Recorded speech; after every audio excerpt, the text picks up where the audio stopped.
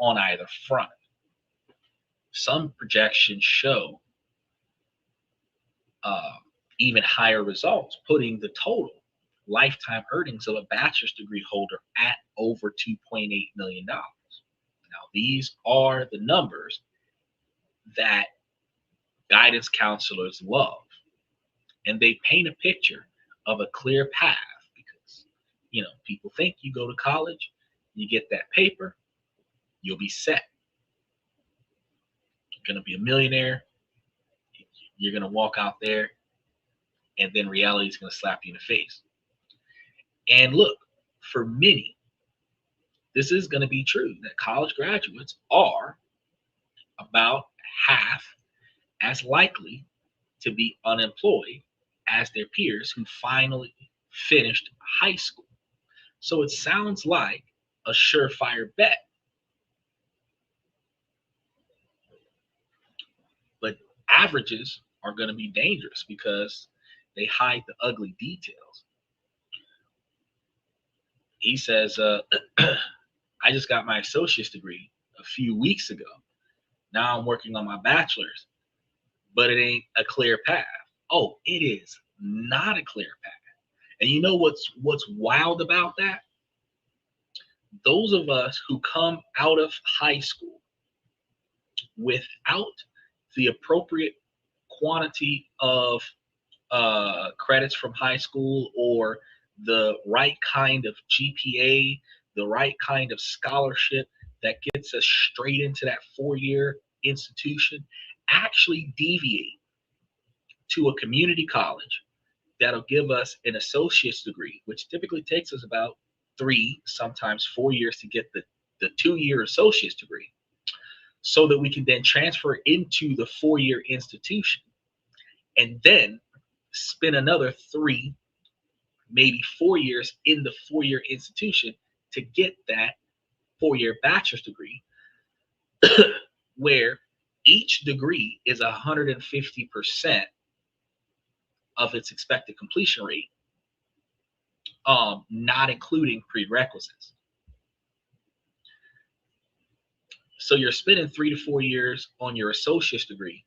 You're spending 3 to 4 years on your bachelor's degree after your associate's degree, which is 6 to 8 years on a 4-year degree.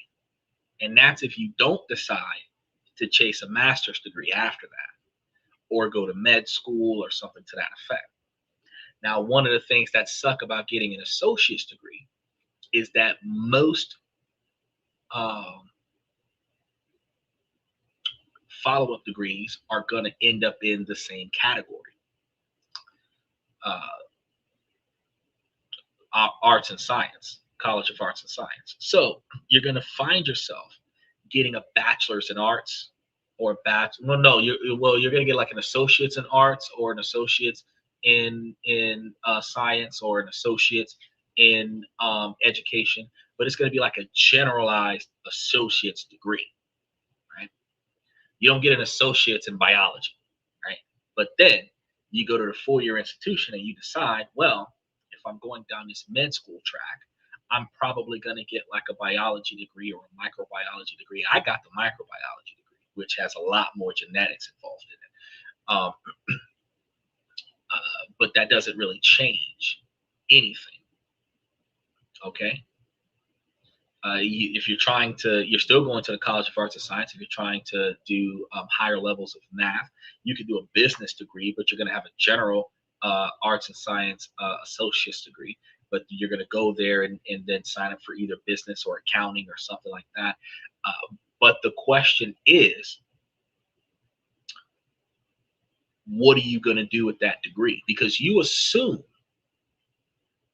that that degree directly correlates to the field work of the job, because we already know that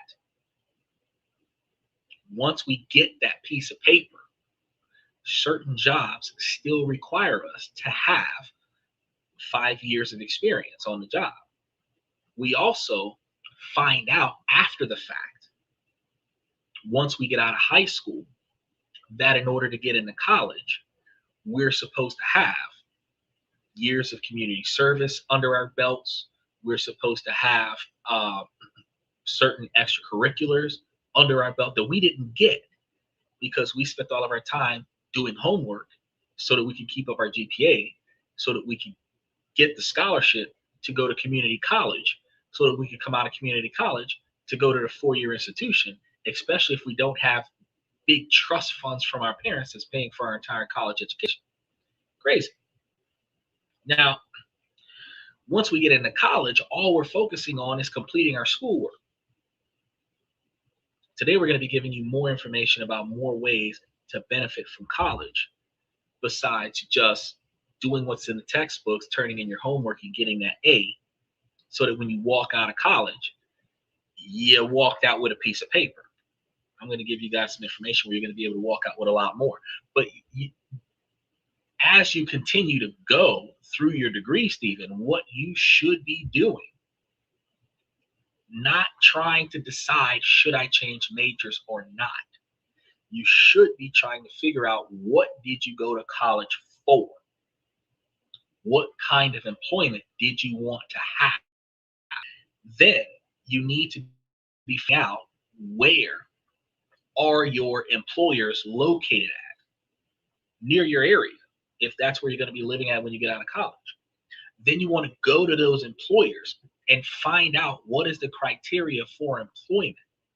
Mention that you're a college student. Like, hey, I want to do this when I get out of college, kind of thing. And whatever they expect you to do or already have accomplished by the time you get your degree, you're going to have to add that to the list of things that you're trying to do while you're in college.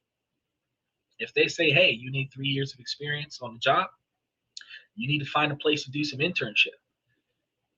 If they can let you shadow them, if they can let you like show up there a couple times a week and watch them do what they do in an unofficial capacity and kind of get some visual observations on it, if they can turn that into allowing you to perform the tasks, at least stuff that doesn't require higher level security clearance, perform certain tasks so that you can use them as a reference down the line, that unpaid internships, get those years of experience. Because if you're going to be chasing your bachelor's degree, you just got your associates, you're going to be chasing your bachelor's degree for another 3 years, Stephen.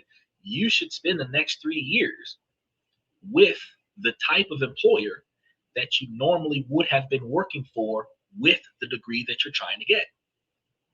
Because unless you flunk out of college in 3 years, you're going to want to walk off of your college graduate platform and walk straight into the job that you want.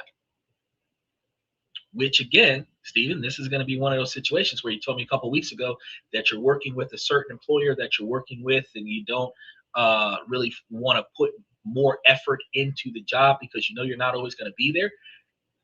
If you're not putting forth the effort to change your dynamic, that job is going to be the only job you're going to have, because you're going to have a bachelor's degree. And if what you're trying to do for a living after college is not what you're doing while you're in college, your resume of current years of experience does not transition directly into the new job that you want. And it is not a guarantee that the bachelor's degree is the only thing that the new employer is looking for.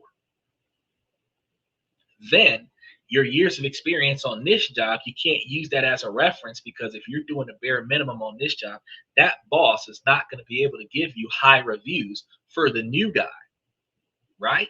For them to hire you.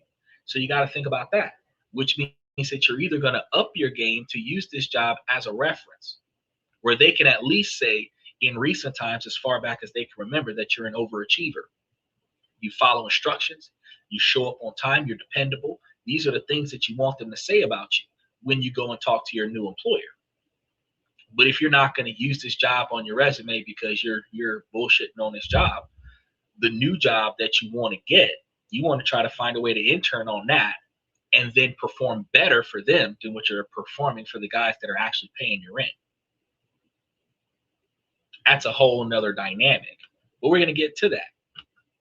Because while the average results of outcomes when you get out of college is positive, The individual results can be a disaster. The promise of $1 million future is what sells college, because college is a business. Okay, education is supposed to be free. Education is actually supposed to be passed down from generation to generation. It is called common knowledge because everybody knows it, not because you're born with that knowledge. Everybody knows that knowledge because everybody's talking about it, or at least we're supposed to, and everybody's supposed to be sharing this knowledge with everybody else. But ironically, only the top 1% know what needs to be known in order to be successful in life. And they teach their kids how to do the things that we don't think about doing. And our kids are only taught how to show up, follow instructions, and get on the conveyor belt line or go into the legal system.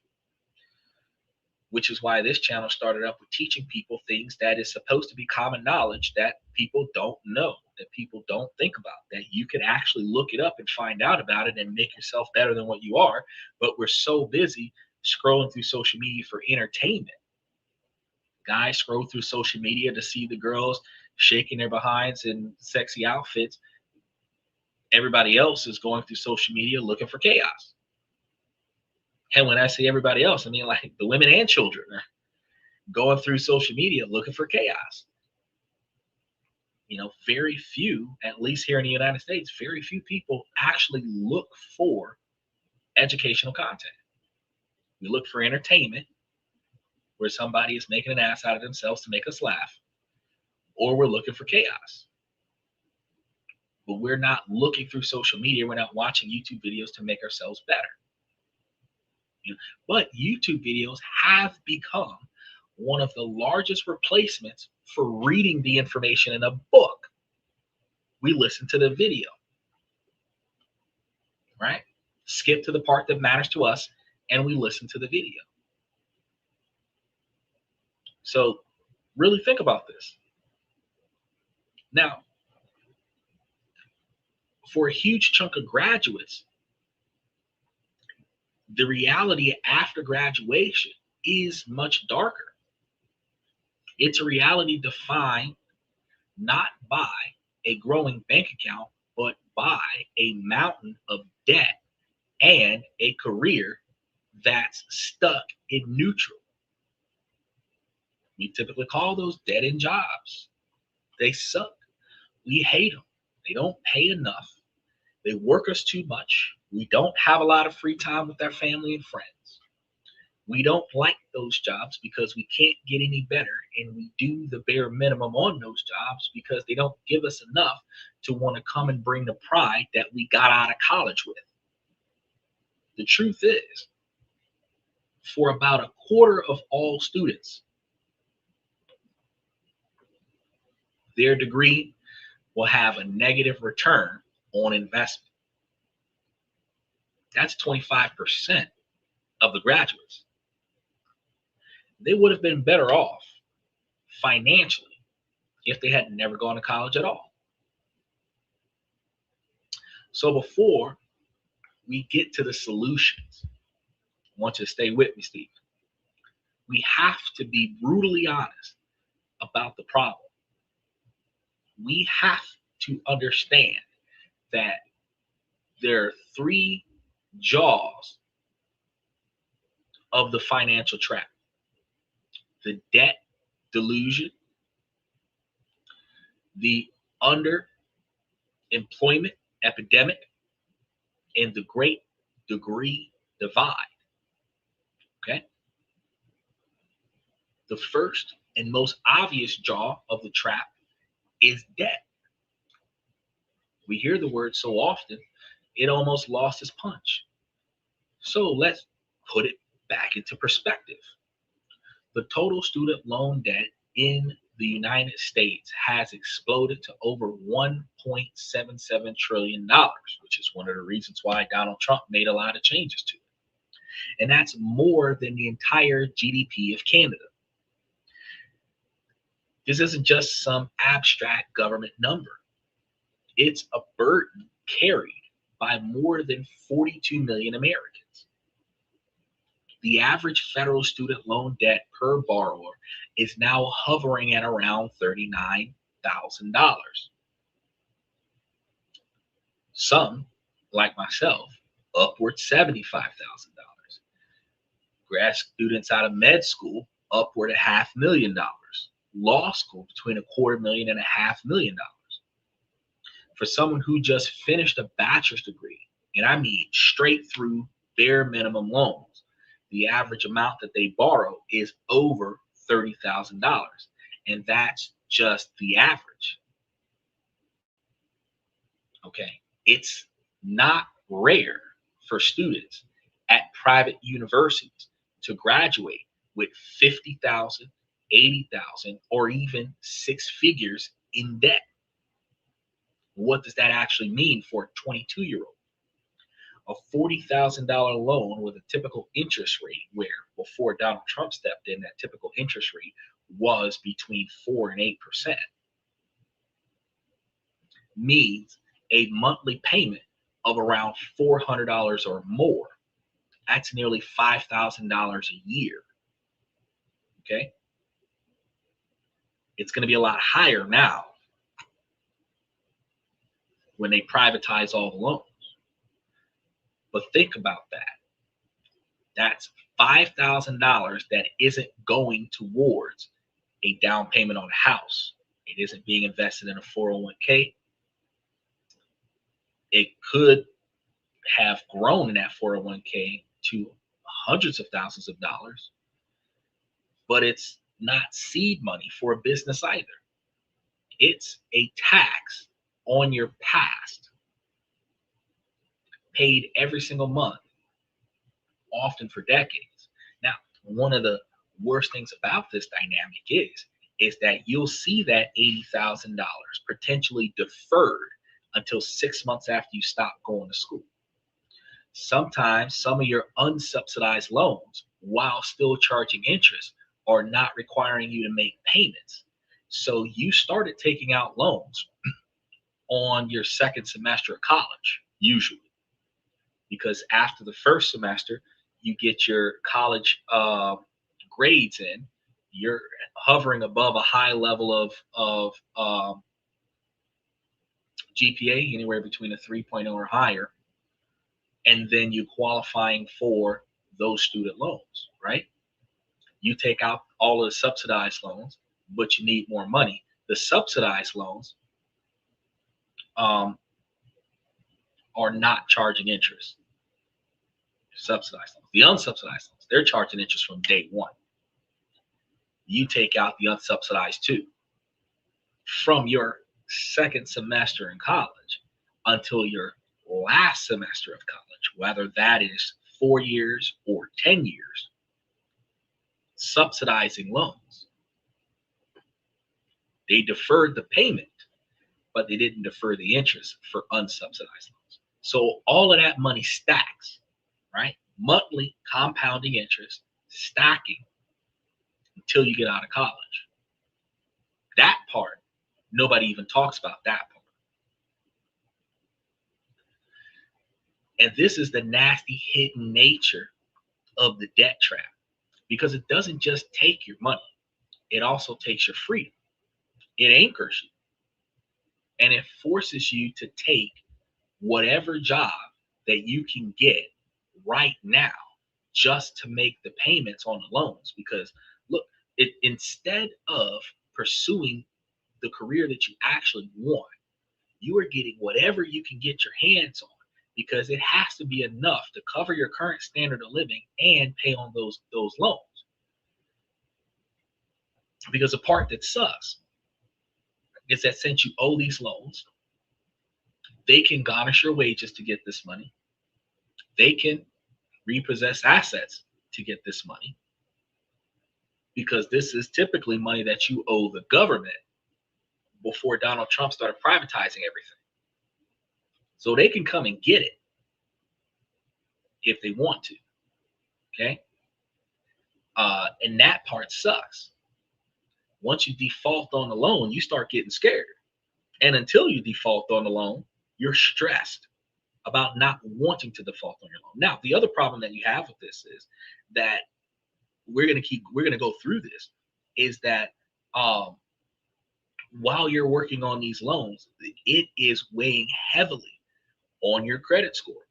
It is weighing heavily on your ability to improve your credit.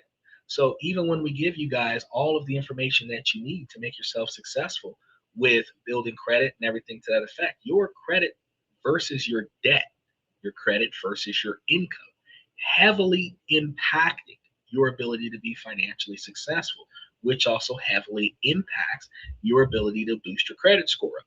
So if you're looking at an $80,000 balance on your credit report, right? And you've got like $10,000 worth of credit cards, your debt to credit is so much more different. Special shout out to Detroit, Michigan. How you doing, Nicole? And we're getting started here. I can tell you today, we're probably gonna be here for like 4 hours because I've got at least 97 more pages worth of stuff to go through. But this is some good stuff about college and how it ain't what we thought it was gonna be when we got out of there. So a lot of people don't realize that when you're walking out of college, you got that massive college debt. Guess what?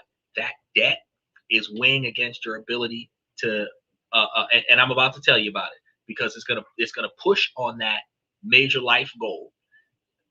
Marriage, not gonna be the first thing you're trying to chase. Buying a house, something you're not capable of trying to get because you've got too much new debt. Having kids, you're not wanting to have kids because you have too many bills before the kids are even born. Further and further down the road is going, these dreams, these goals are going to be pushed because your financial life is already spoken for with all of this student debt. And the most brutal part about it is that you signed up for this debt at 18 with almost no understanding of finances, which is why we talk to you guys about finances on a weekly basis, all based on a dream of a future career. And odds are, coming out of high school, you didn't even know what the hell that career was. You just knew, I'm going to college. And then you just knew that after college, I was going to try to find this particular job, not correlating going to college with that job. Just a chain of events, right? But if that career doesn't happen after you go to college, the debt doesn't just go away. That's what Obama was trying to set up. Everybody hates the Democrats, but that's what they were doing. They were basically recognizing the myth of going to college and guaranteedly coming out successful and saying, hey, if you're part of the 25% of Americans that went to college and came out of college and you're still working on the same kind of job that you would have been working on if you would have dropped out of high school, that they're going to get rid of your college debt. That was a debt forgiveness program. It's like, hey, you're not doing what you went to college for. You shouldn't have to pay for that education. Now, while they're undermining all of that, talking about Democrats are fools, the people who are not Democrats that have student debt now are going to be stuck with, because of the changes that Donald Trump had made, with the debt that they didn't get wiped off when the Democrats were saying, hey, let's forgive all of your debt. Let's just exempt this off of your credit score. Now, I also recognize that, following the lines of credit, that when you get rid of your oldest debt, which will be your student loans, because that's something that's not going anywhere, and you get rid of your oldest debt, what happens is your credit history shrinks. And then your credit score suffers a lot because you don't have that 15 years, 20 years, 30 years installment loan, because that's what a student loan is. It's an installment loan that's not on your line of credit. So while you could improve your credit score by reducing the quantity of debt, you just got rid of all of your oldest lines of credit towards your credit report. And if they were in good standings, those were positive payment reports on your credit report. All of that's gone. And now all you have is the small micro loans that you're doing, the installment loans that you're doing when you buy stuff online, the micro payments, and your credit score is highly sensitive now because your oldest line of credit is the first credit card you started that you didn't get canceled. And if you don't have one in the last 5 years, now your line of credit starts from 5 years ago instead of 20 years ago. So you can understand how that's going to extremely damage your credit score, but it will allow you to build it up a little bit better because you'll have less debt. Right? But it's harder to build your credit score. It's harder to get to 750 when you've only got like 3 years of credit history, as opposed to getting to 750 with 20 years of credit history. But it would have been a whole lot better to get to 750 with 20 years of credit history and no debt, right?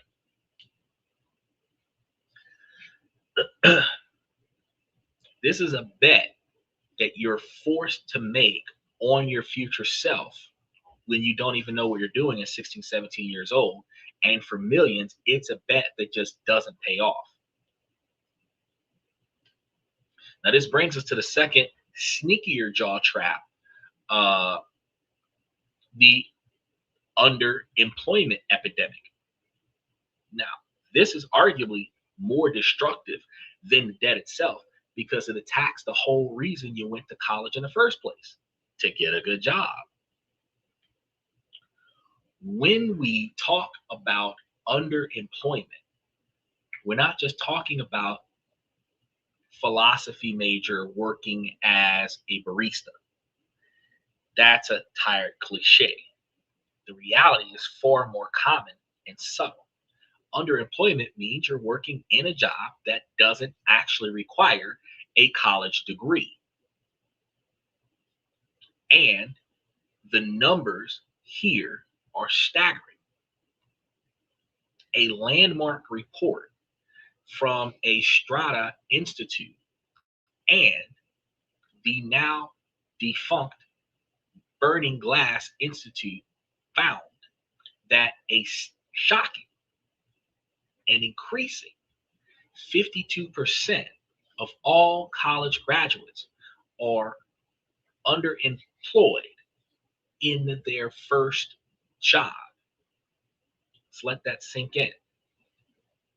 More than half of all graduates, after spending 4 or more years in college to get that 4-year degree and a small fortune, start their first career in a job they could have gotten without a degree. Specifically because we rush off the showroom floor with the piece of paper that's not even our degree. Remember that, because you know that when you walk across the stage and they shake your hand, that plaque is not your degree. That plaque is what you're going to put your degree in when you get back to the house because they mailed the degree to your house. Yeah, that part. Right? It doesn't have your freaking name on it when you walk across the stage. The little piece of paper is a symbolism thing. When they hand that to you and you're holding it up, that's not your actual degree, right? And that's sad. But from that day, you walk off the stage, you go celebrate with a dinner with your families, clubbing with your friends, in your cap and gown, and then you go to work on a job that you probably had throughout college where you didn't need a diploma to get that job, and that diploma will not get you a promotion on that job. And you're still working on that job after college, or if you were one of those career students that lived off of student loans, which means that your student loan debt could have been much higher than 80,000 a year or 80,000 in total, and you get your first job exactly the same way, as a job that requires no previous years of experience and, more often than not, no requirement for a degree, just so that you can start getting paid now that you're no longer getting money from student loans and you don't have family members to help you survive. And we're talking about biology graduates working as receptionists, business majors, managing retail stores. We're talking about communications managers in call centers, the person that's redirecting you to the wrong department because they don't give two shits about their job. Think about the manager at McDonald's, Burger King, Wendy's, and Waffle House all have a degree. The person in the drive-through window, the manager in the drive-through window that is pissed off right now during rush hour while you're not satisfied with your order has at least one, if not 3 degrees, to be in that drive-through window where the other people in the room that are not necessarily management or even management material are all high school students or dropouts. Now, how much would you hate your life if you were making $1.50 to $2 an hour more than a room full of high school dropouts? You'd be pissed off. So be nice to your fast food management when you're going to these different places, because this could actually be your life if you're not recognizing that, yeah, you're doing the same thing. These aren't bad jobs though, because like Waffle House pays $72,000 a year for a night shift supervisor. You don't need a degree for that. But they don't pay graduate level salaries. You're not getting $100,000 a year off of that. You're gonna have to go into like a regional management thing. You're gonna have to be on the job for 10, 15 years and get promoted up the ranks. These jobs don't use the skills that you spent 4 years in college learning. Now, remember, especially with biology degrees and stuff to that effect, they don't show you anything out of textbook knowledge related to genetics or biology or chemistry or physics, and you're not using any of that knowledge when you're flipping burgers and unloading boxes on an Amazon truck. But you get the biology degree so that you can be a nurse, so that you can be a doctor, so that you can be a surgeon, an anesthesiologist, a radiologist. But nowhere in your biology major do they show you how to use the equipment in the hospital. You go to med school for that. Nowhere in your biology degree do they show you how to inject a needle into a patient. You do the nursing trade for that. Strange, right? And what's even scarier is this isn't a temporary phase. It's sticky. Of those who start out underemployed, meaning that you got a job that didn't require your degree, 45% are still underemployed 10 years after college.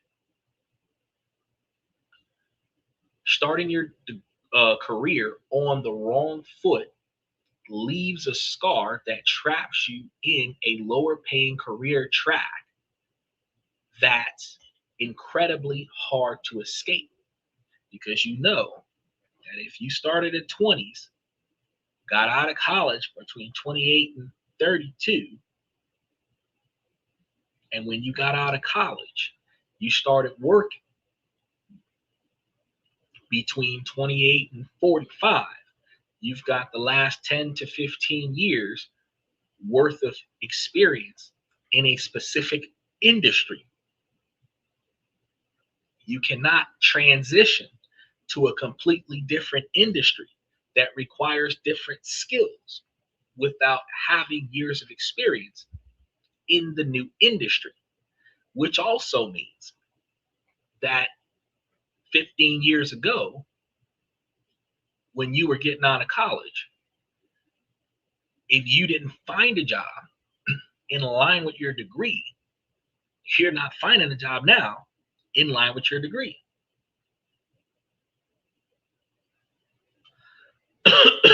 Because you failed to build the right skills and network in your chosen field that's in line with your degree, making this harder for you. And it's going to keep getting harder for you to break in as time goes on. And then the older you get, the less desirable you are in the work field. You're going to have more competition because somebody else is going to be sitting next to you, half your age, trying to get the same job as you. They have less financial requirements, which means they're willing to accept a lower pay. They have just as much qualifications as you, but they're younger and eager to learn. You have more qualifications than them. You kind of know what to do, which means that you're seasoned and you're not really going to be willing to be told what to do.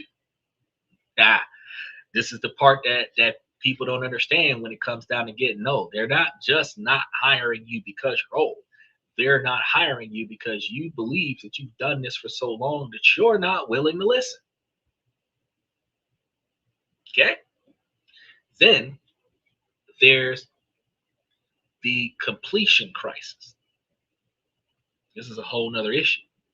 The stats always talk about the 4-year degree, but a huge number of students do not finish in the 4-year period of time, just like I explained to you guys earlier. The most recent national data shows the 6-year completion rate is only around 61 to 63%. That means nearly 40% of students who started a bachelor's degree program haven't finished 6 years later. These are people in the worst possible situation because they have debt from going to college for more than 6 years, but they don't have the degree that unlocks higher paying jobs. And they're still racking up debt for a number of years until they finish. They are caught in the trap with no way out. And when you combine the debt with the high chance of underemployment and the very real risk of not even finishing, the sure bet of a college degree starts to look a lot more like a high-stakes gamble. Now, this leads us to the final and most critical part of the problem, the financial trap. It's random. It disproportionately snags people who make a specific set of choices. And the single biggest factor in whether your degree becomes an asset or a liability is your field of study. The idea that all bachelor's degrees are created equal is a comforting lie. The economic reality is that they are not. Not even close. There's a great divide in the value of degrees that is so huge, it's like they're from different planets. On the one side, you have majors like engineering, computer science, finance, and nursing. Graduates in these fields walk into a job market with high demand and not enough qualified people. Well, nursing, it depends on where you are because you might have too many people that qualify for nursing in your neighborhood. While there's a large quantity of nursing jobs across the country, if you're not willing or capable of relocating to get that job, you might be a nurse that can't find a job while there's thousands of jobs available in places that you can't get to. But outside of that, if you're willing to relocate in engineering and computer science and financing, in nursing, there are more jobs than there are people qualified to perform the task. And their skills are directly linked to clear, high-paying jobs, which with these particular types of degrees, they actually are almost like trades where they teach you how to do the job to get the degree.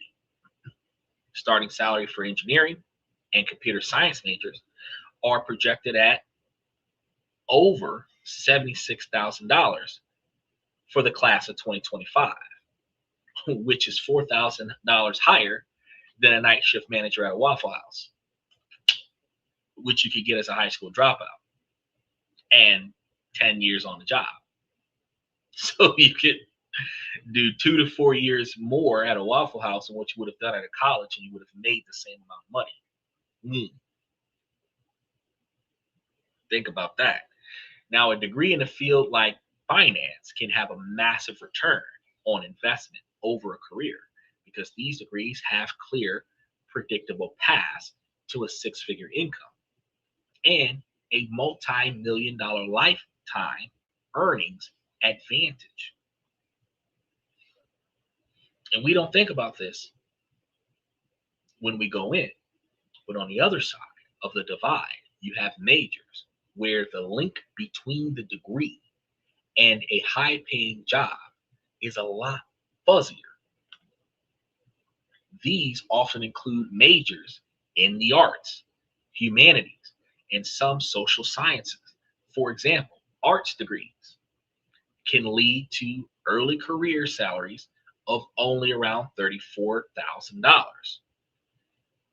while a degree in English might have a positive lifetime return. It's a fraction of what an engineer degree provides. English majors can become teachers, and teachers are making less than 40,000 a year. You know, you look at um, what other ones? Because you do a general education degree. General education degree puts you in the position of a teacher. Uh, a biology degree that doesn't go to med school could lead to a physical education teacher, where you're like the gym coach, stuff to that effect. You have arts and science degrees like humanities. You could be like a social worker. You can be uh, nursing, homes, stuff to that effect. All really close to blue collar jobs.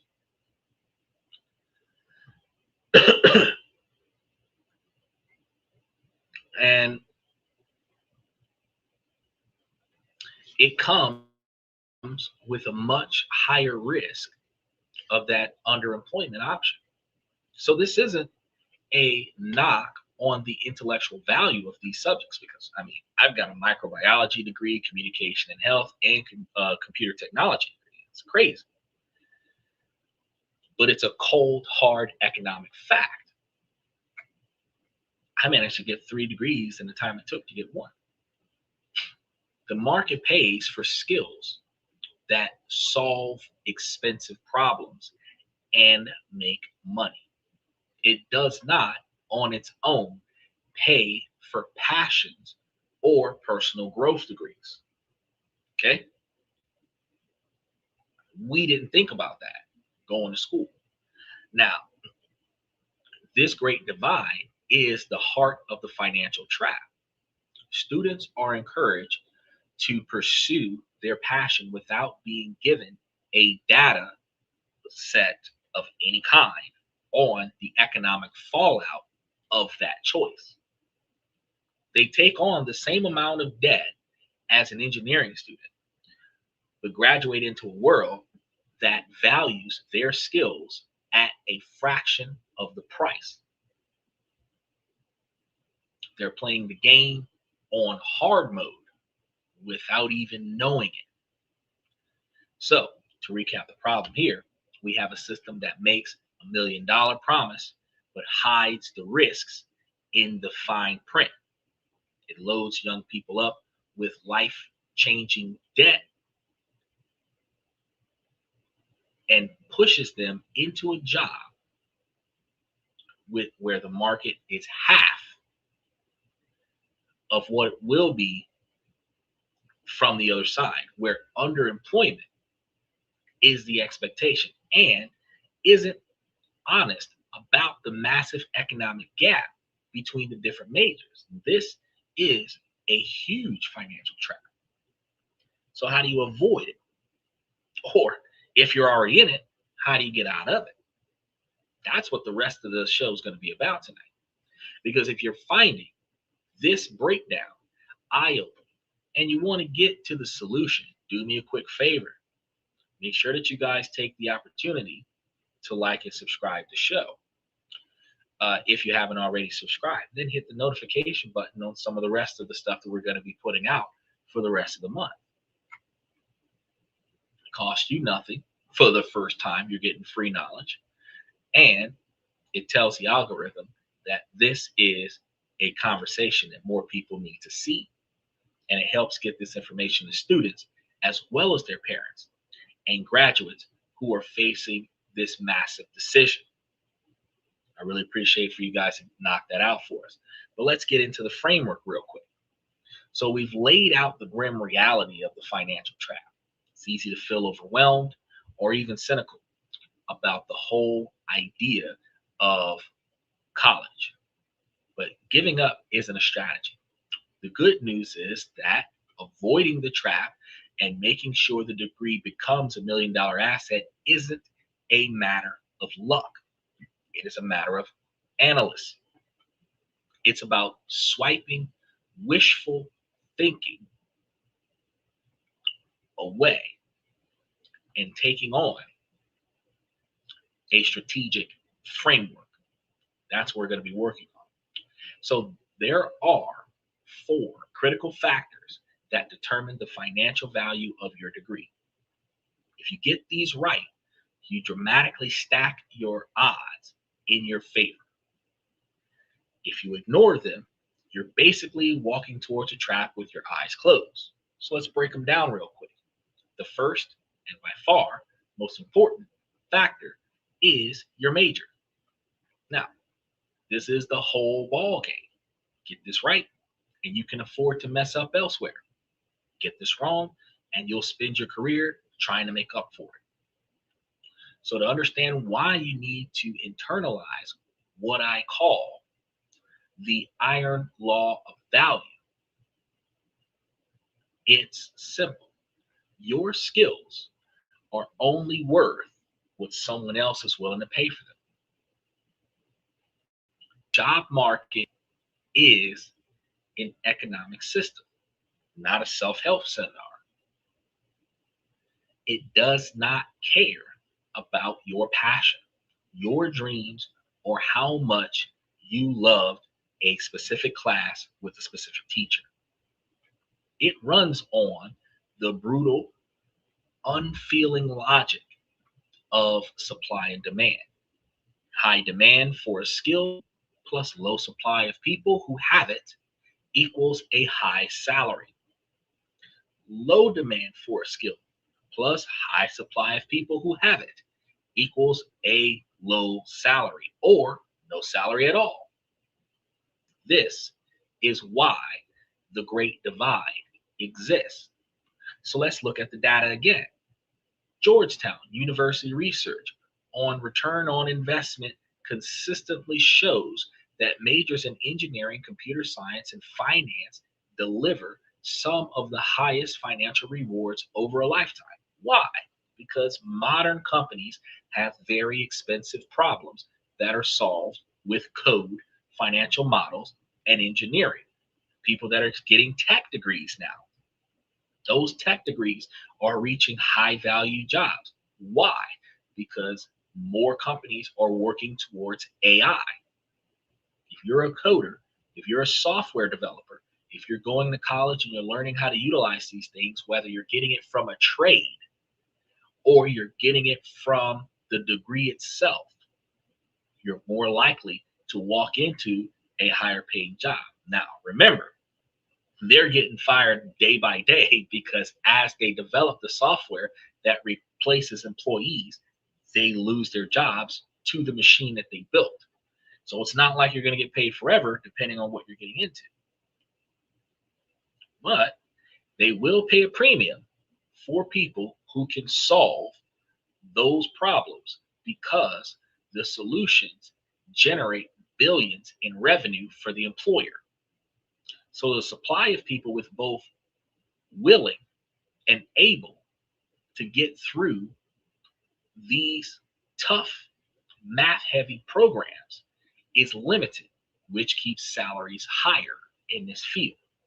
Now, contrast that with the other side. A degree in education generally has a much lower financial return. Why? It's not because teachers aren't vital. They are. It's the economics of it. It's a field funded mostly by taxpayers with salaries set by rigid pay scales, not market competition. And there's a very large supply of people who graduate with education degrees, not to mention the old mentality of those who can do and those who can't teach. So if you got a degree in a specific field and you end up not getting the job in that specific field, you can technically take your bachelor's degree and utilize that to get a teacher degree. A teacher position. You can become a biology teacher, you can become a physics teacher, you can become a psychology teacher. Even if you're not a psychiatrist, even if you're not a psychologist, you can teach the class. So the same logic applies to many arts and humanities degrees. The direct economic demand for a historian, a philosopher, or a literary critic in the corporate world is very low. At the same time, these programs are extremely popular, creating a massive oversupply of graduates.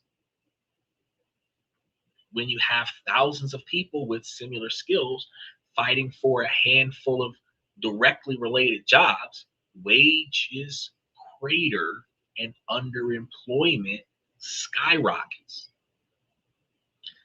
Some arts or humanities programs at certain schools can even have a negative return on investment.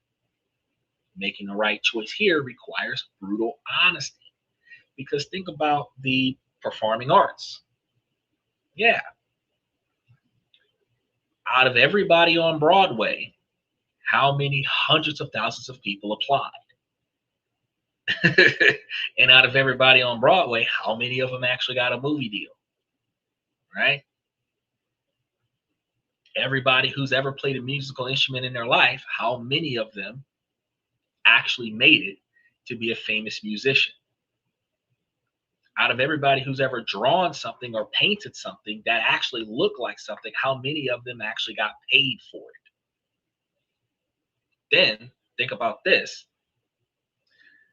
Secondhand sketch artists, I'm just going to give y'all a tip. If y'all can draw people and y'all can't get a job as a painter or an artist of some kind, y'all can go get y'all a job at a police station where your whole job is to draw the picture of the person based on a description from the other person that's sitting across from you. So, in case you didn't think about that, sketch artist is a job. You have to research the job market for your intended major before you commit to the major. You can go on LinkedIn, Indeed, and other job sites. You want to search for jobs that require a degree that you're thinking about using. What do those jobs pay? How many jobs are open specifically in your area, or at least within a range that you are capable of going to get? Then you want to search for jobs for an accounting or a nursing major. Compare the results. The difference will be a splash of cold water in the face. Now, this isn't about crushing your dreams. It's about grounding them in reality. If you're passionate about art history, that's great. You could potentially work at a museum, but you need to be clear-eyed, plan for how you'll turn that passion into an actual income, because the degree itself won't do it for you, which leads perfectly to the next factor. The second factor is the school you choose to attend. Parents always tell the kids to go get the Ivy League school, the major prestigious school, because it's not just what you study, but where you study it at. But the analyst here is more complex than just go to the best school that you can get into.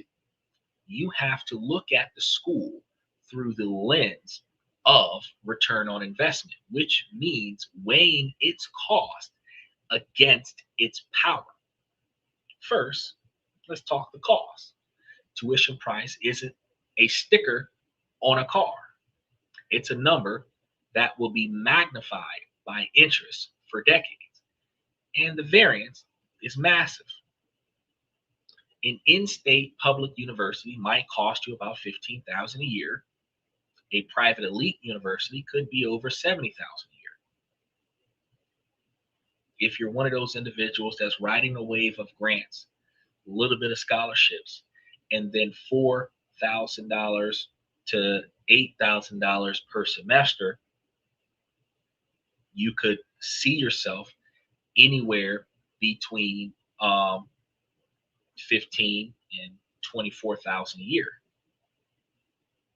right? That's a $250,000 difference before you even add the interest. Because you think about, you're going to be there for almost a decade. Now, a simple but powerful rule of thumb is to never borrow more for your entire degree than your expected first year starting salary.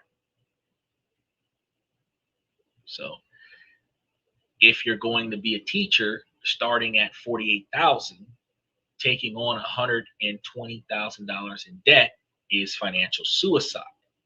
If you're going to be a computer science grad starting at an $80,000 a year salary, taking on a $75,000 in debt might be a calculated, manageable risk. This is one rule that forces you to connect the cost of your education to its likely outcome. Logic says the gold right now is about $4,562. Special shout out to Logic. So, why would anyone pay the premium for an expensive school? The answer is the other side of the equation: power. The power of a school comes from two places: its brand and its network. The brand is the school's reputation. A degree from a highly selective elite university is a powerful signal to employers. It works as a pre-screen, telling them that you're smart, hardworking, and ambitious. For certain hyper-competitive fields like investment banks, management consulting, or big law, your school brand isn't just a factor, it's a password. Your vest is nice. Thank you very much. Appreciate that. Now, these firms often recruit almost exclusively from a handful of target schools. If you're not at one of those schools, your resume is practically invisible. You could potentially get selected, but you're going to have to show them a hell of a lot more than someone coming from one of those exclusive schools. So, like, for example, the employer is a former Yale student. They're looking for Yale on the application. You know, the difference between Harvard and Yale is not much, but it's enough where if a Harvard student is looking for a Harvard grad and you're a Yale grad, they might not take you.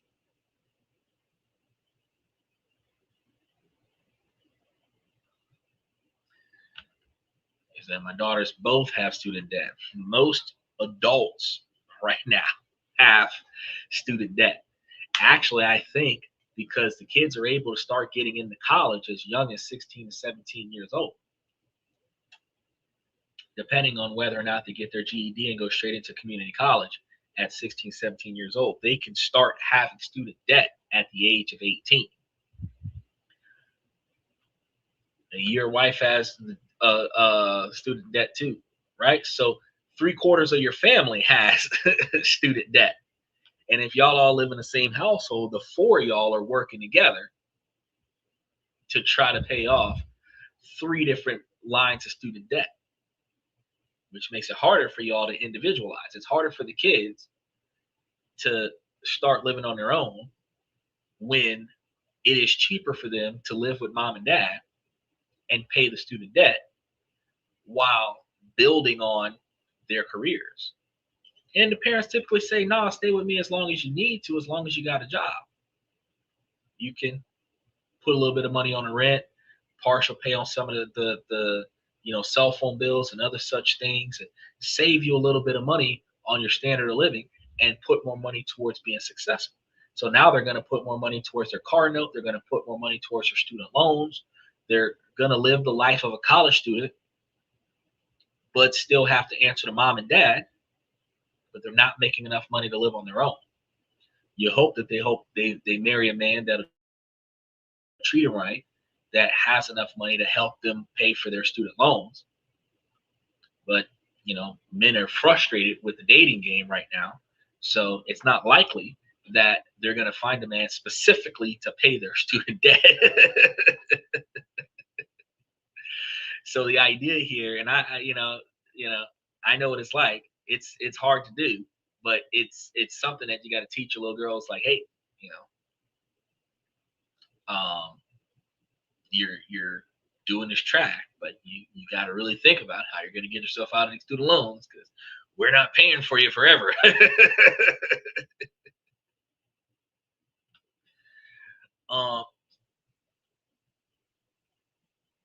One of the networks of a prestigious college is the alumni base and the career service office.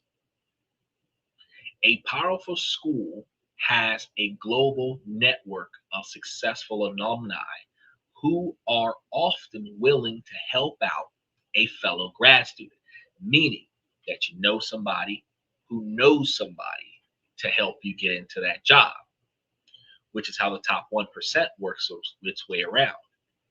Mom or dad knows somebody who owns a company who just has an opening in a position that I would normally have to spend 10 years to earn, and just put me in there so that I have a job as a favor to my parents.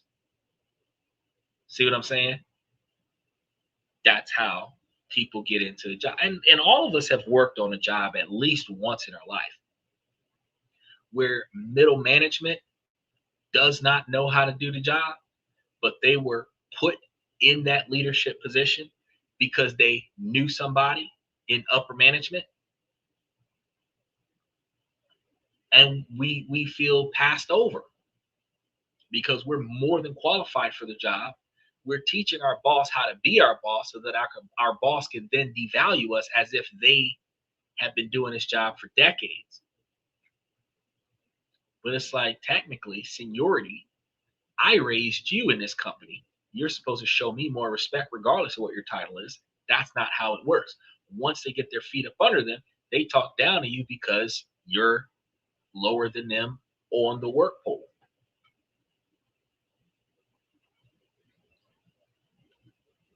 So the career services office in every university has deep relationships with top employers. You got to use that while you're in college.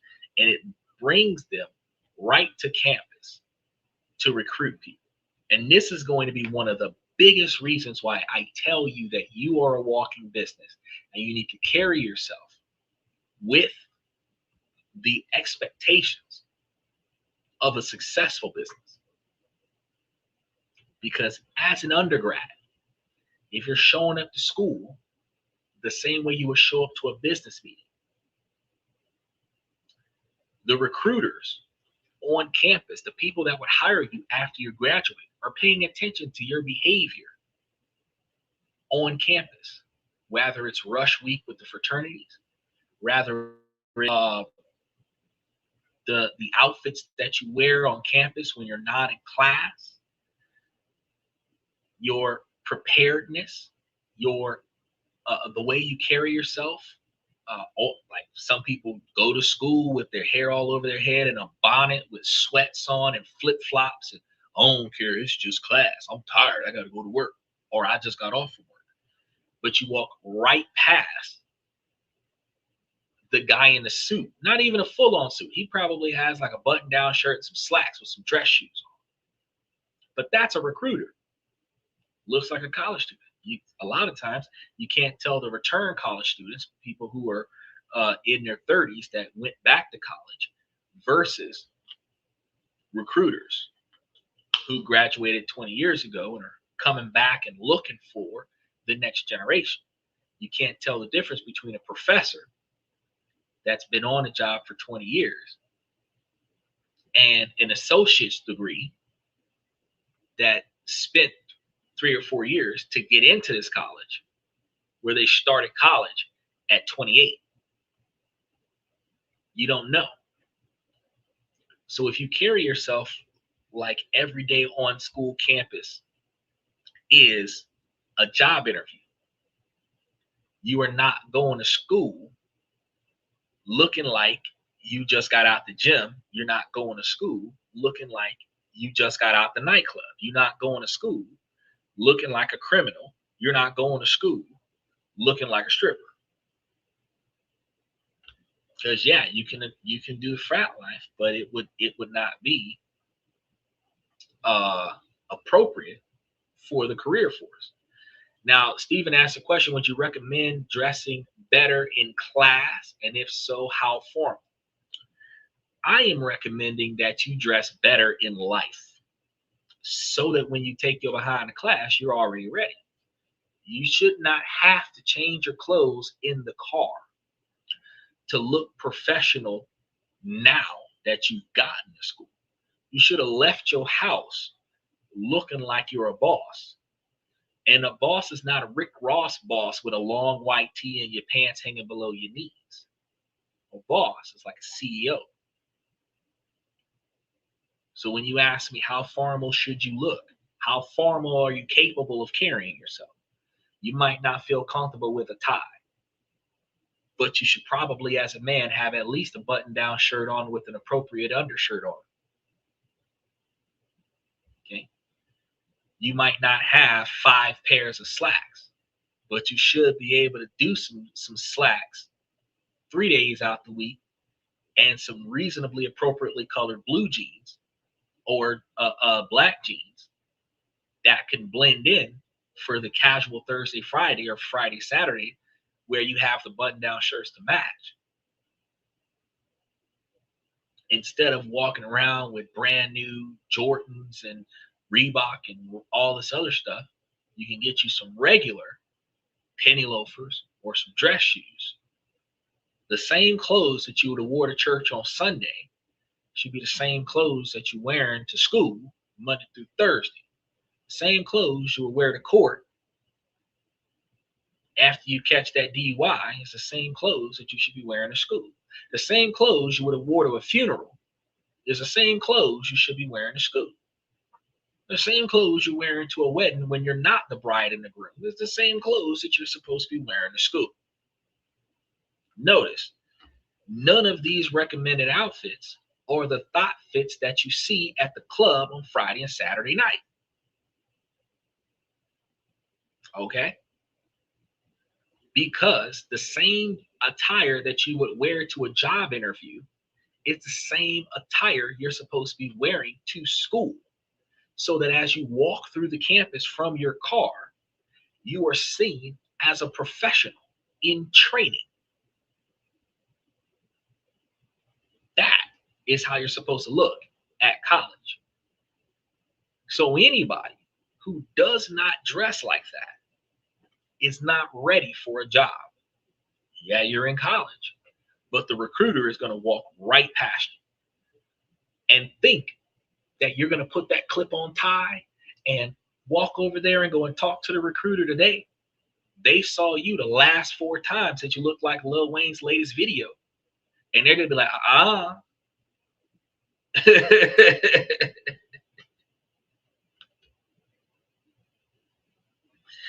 Dickies, Nikes, and a button down is not formal enough. Well, you're not supposed to have sneakers on professional. But if you're working in a warehouse, sneakers are fine. But if you're working in an office, Nikes is not where it's at. If you're working in an office that has a cubicle, you're going to be sitting in front of a computer. If you're going to be working with clients, you're supposed to have the same type of shoes that JROTC has, the same polished black shoes that are shiny. Yeah, those shoes, not Nikes. But yes, you can wear a pair of Dickies. You can wear a pair of khaki pants and button down shirt. You can wear a polo shirt. You don't have to have a button down shirt. But for the sake of, if you wanted to go out there and do rush week and go do with the fraternities, button down shirt would have been better for you because you can wear that button down shirt from 8 a.m. to like 7 or 8 o'clock p.m. and then come out the button shirt and go rush with your frat bros, which is why I tell you about the button down shirt. But you can polo, you can do a polo, that's fine. But Nikes, while Nikes are like fashionable for the young kids, you got to understand that depending on what state you're in, the same boys selling drugs on the corner got Dickies with deep pockets and drugs in them wearing white Nikes with a white Nike check on it. So, I mean, do you really want to fit the status quo while you're on the college campus? Or do you want to stand out and break the stereotype? And say, I don't even own dress shoes. I think I will buy a pair. No, most people don't own dress clothes at all. Most people don't. The only people who have dress shoes got dress shoes because their mama bought it for them and took them to church. The adults that have dress shoes because they bought dress shoes to go to court. The people who don't get in trouble, that don't go to court, don't have dress shoes because you only get dress shoes after that to go to a funeral or go to a wedding. And if you don't go to funerals and weddings, you don't have dress shoes. The closest thing to dress clothes are Dickies, but Dickies are actually not business clothes. They'll fly for you to go to college. Dickies is what you wear to work at Busch Gardens at the amusement park. Dickies are not the Dickies are what you wear at the warehouse at Amazon to unload the truck. But if you think about it, what attorney has ever represented you wearing Dickies? What teacher besides your gym coach has ever taught the class wearing Dickies? Most of the time they don't. You see them with Calvin Klein, stuff to that effect. K&G's. You can go to K&G's and get you a whole outfit. You can go to Burlington Coat Factory, get you a whole outfit. The $300 pair of Jordans, you could have bought you 5 or 10 pairs of pants and 5 or 10 shirts. What brand of shoe do you recommend for a dress shoe? I tell you what, because like in our university mall, we have a dress store called Mr. Man's. You can go there. But outside of that, if you go anywhere that sells suits, any pair of shoes that they're offering, you can get them $45, $65 for a pair of shoes. It technically doesn't matter. You're in college right now. You can get Doc Martens. That's like top of the line for most people. And Doc Martens can be anywhere between $100 to a few $100. But why are you buying Doc Martens when you can get some Liberties? You can get any pair of shoes that is dress shoes. And you know that they're dress shoes because they're located in a store next to suits. You're not going to find these shoes in Reebok. You're not going to find these shoes in Foot Locker. You're going to find these shoes in a men's suit store of some kind. That's where you get your shoes from. And you'll find that 3 pairs of those shoes is cheaper than a pair of Nikes or a pair of Jordans. or a pair of Gucci shoes. Just saying. Socks, you can wear cotton socks, or you can get you some silk and satin socks, some lace socks, dress socks, which are thinner than cotton socks. Um, and they look a little bit more professional on you, but you can do black socks or white socks. They're not going to look down on you because they very rarely look at your ankles when you're in a business meeting because you're sitting down in front of them at a desk or table. But they're definitely looking at your feet when you're walking into the room. So sneakers are not where it's at. Now for the ladies, y'all can wear the same stuff that the men wear. So before I start talking about this and then sexism, I just want to let you know if you want to get your pantsuit, go get that. Y'all do not need to wear heels because in the office space, typically 2 to 3 inch heels is really all you need in the workforce. You start doing 4, 6, 8 inch heels, your HR might complain about that. You're also going to deal with discomfort because you're going to be walking on your toes for 8 hours a day. This ain't the whole stroll, sweetheart. You can use platform shoes. You want to feel taller, don't get heels, get platform shoes. But if you're not trying to feel taller, ladies, don't get heels or platform shoes. Get you some flats or get you some basic work shoes because I know that it sucks the way they design women's shoes. It's either like a plain slipper that looks like a ballerina slipper or it's a hooker heel. That's like the only two choices y'all got a lot of the times. But y'all can try to find something closer than that because they make dress shoes for women, or you could just bro up in the same way that the female police officers wear the same kind of shoe that the guys do, just different size. You can just go get you some shoes, some black shoes, polish them up, and wear those. Now, ladies, y'all should be wearing skirts to the knees. It does not have to cling to your figure. We're not trying to overly sexualize yourself. But y'all can wear skirts or pantsuits, but to the knees, that's appropriate. If you get it down to the ankles, that's fine. Flower dress, that's fine. Uh, but you don't want to have like midsection exposed, no belly button exposed, no back exposed. So if you've got a two-piece scenario going on, you're going to have some kind of slip or something like that that goes from top to bottom so that if your arms go up, that your belly button is not exposed. Y'all got to fix that kind of scenario there. I know they got a lot of women that are now trying to be sassy and like emphasizing their top, but that's not necessary. Y'all can have up to the collar. Y'all don't have to show no cleavage. I know y'all be wanting to, but that is not what y'all doing in the professional world because you're not trying to get this guy to drool over you because he's going to be working next to you in a cubicle all day. So you don't need to attract thirst on the job. That's going to make you uncomfortable. You're going to end up having problems on the job because guys are going to be attracted to you instead of asking you for the damn invoices from the client. So dress the part. Then I just seen this TikTok video about this girl that got pissed off because the boss didn't want to hire her because of her hair. Y'all's hair, I don't give a damn if it's glued to your scalp. I don't care if it's sewed into your scalp. I don't care if you just safety pinned it to your scalp. I don't care.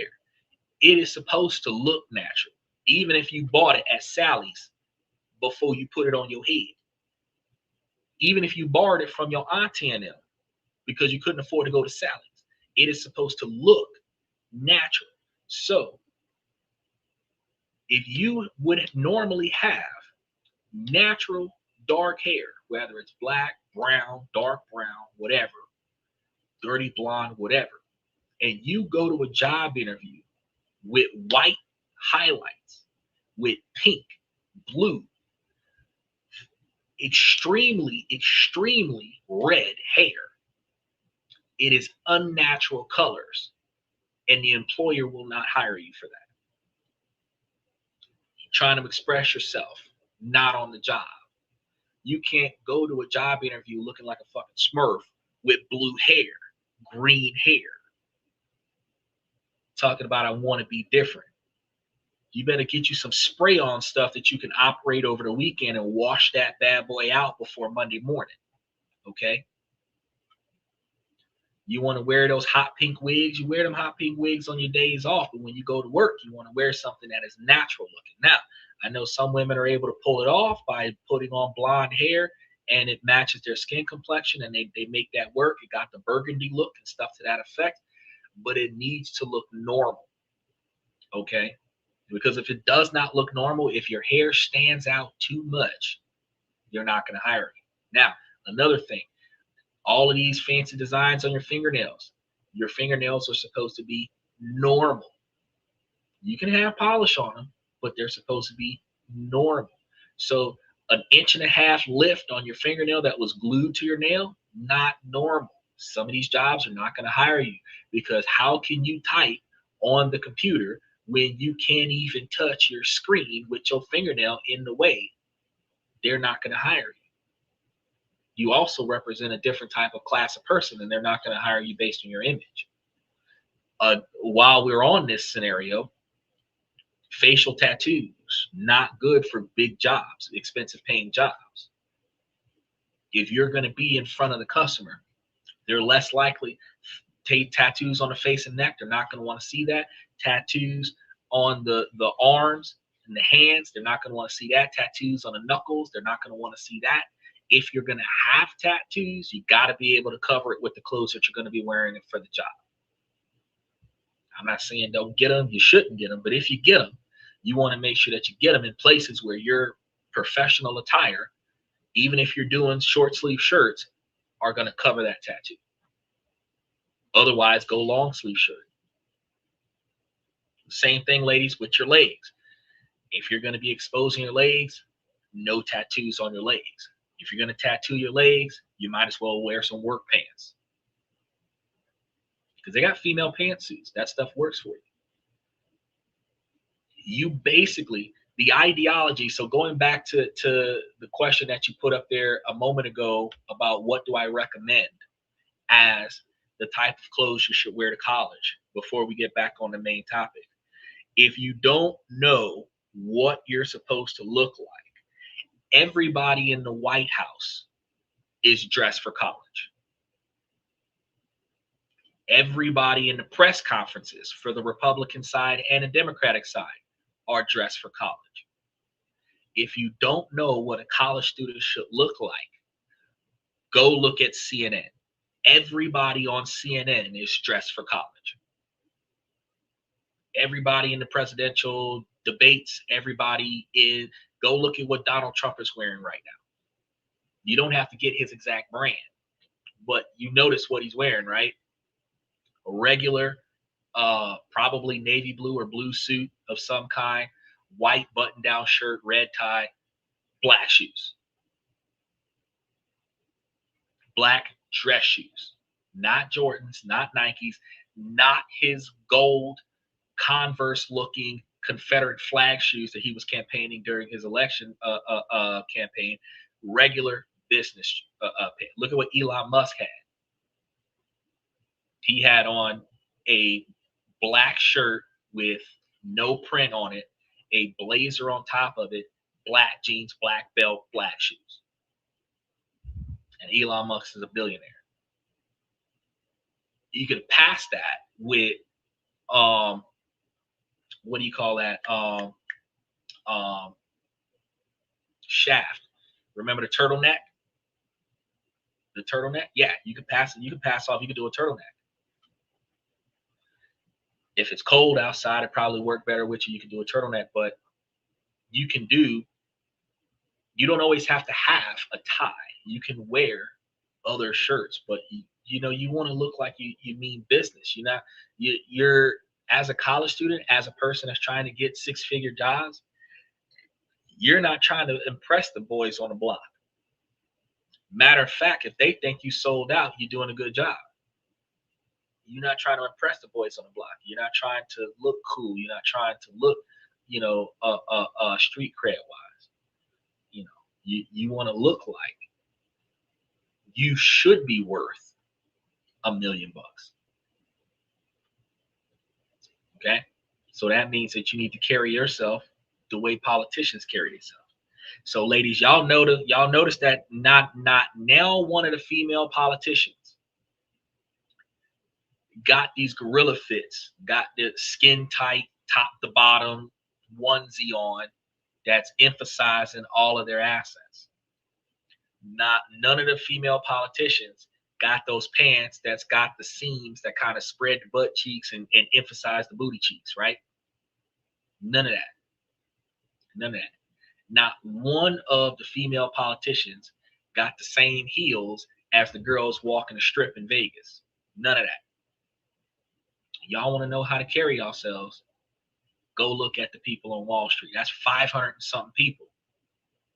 Well, no, go look at the people in Congress, because if you look at the people in Wall Street, they look like the people in Congress. That's another 1,000 people on Wall Street. That's what you're supposed to be looking like when you go to college. So if you don't know, go watch the news. That's what you're supposed to look like when you're going to college, because those are the people who are going to get selected. If you look like a politician, you're going to get picked up for politics. If you look like a banker, you're going to get picked up for a bank. But if you look like a hoe, the only person talking to you is a pimp or a client. But not one major whoever, whatever, is going to say, oh, yeah, Nicki Minaj on our tour outfit. Oh, yeah, we're going to bring her in. No, that's an HR problem waiting to happen. Whether some overly sensitive man is complaining about her attire or she's complaining about too many men flirting with her on the job, it's an HR problem waiting to happen. They're not going to hire you. So, doubling back to the main topic, because we're halfway through it. We're halfway through it. I told y'all this was going to be like a 3 or 4 hour scenario. Utilizing your network in your university to get into the job. This is going to be a fast track to opportunities that students at less powerful schools will never even hear about. And this is one of the reasons why you have to do the best you can in the university that you are in to stand out. And you are standing out in a professional world by looking professional, not by looking to. So you're not supposed to dress from the hood that you came out of. You're supposed to dress for the company you want to work for. So, here's another tip. If you want to know what you should look like at school, go find the kind of job that you want. Look at the photos of the employees that work there and dress like that. Because not one of the people on the website for the job that you're working for is going to look like any of the people at the strip club or any of the people out on Latin night. They not going to look like that. Just want you to understand that. So, how do you decide what college you're going to? You do a cost-benefit analysis. You want to ask yourself, is the brand and network of this expensive-ass private school worth an extra $150,000 in debt compared to my state school? Because some people go to school locally, save a little bit of money, help take care of the family. If you want to work on Wall Street, the answer might honestly be yes. The doors a Harvard or Wharton degree opens in finance could genuinely lead to millions more in life earnings. So Wharton University or Harvard University would be worth that upfront cost. But if you wanted to be a nurse or an accountant, professions with clear licensing paths and strong standard demands, the brand of your school matters way less. Because if you got to pass the bar to get this job, it doesn't really matter if you went to Harvard if you can't pass the bar. But if you pass the bar, it doesn't really matter if you went to Harvard if Harvard didn't pass the bar. So the extra debt in those scenarios is almost certainly not worth it because your salary will be about the same no matter where you went because you have a standard for people who haven't passed the bar and then you have a standard for people who have. And then firm by firm, you have a standard of pay for people who have passed the bar and have practiced in the field for a certain number of years. Then you have a tier up where you get promoted over the individuals who passed the bar. See that? So don't let ego drive this decision. Look at the data. Use online tools like the Georgetown CEW ROI rankings to calculate the return for specific programs at specific schools.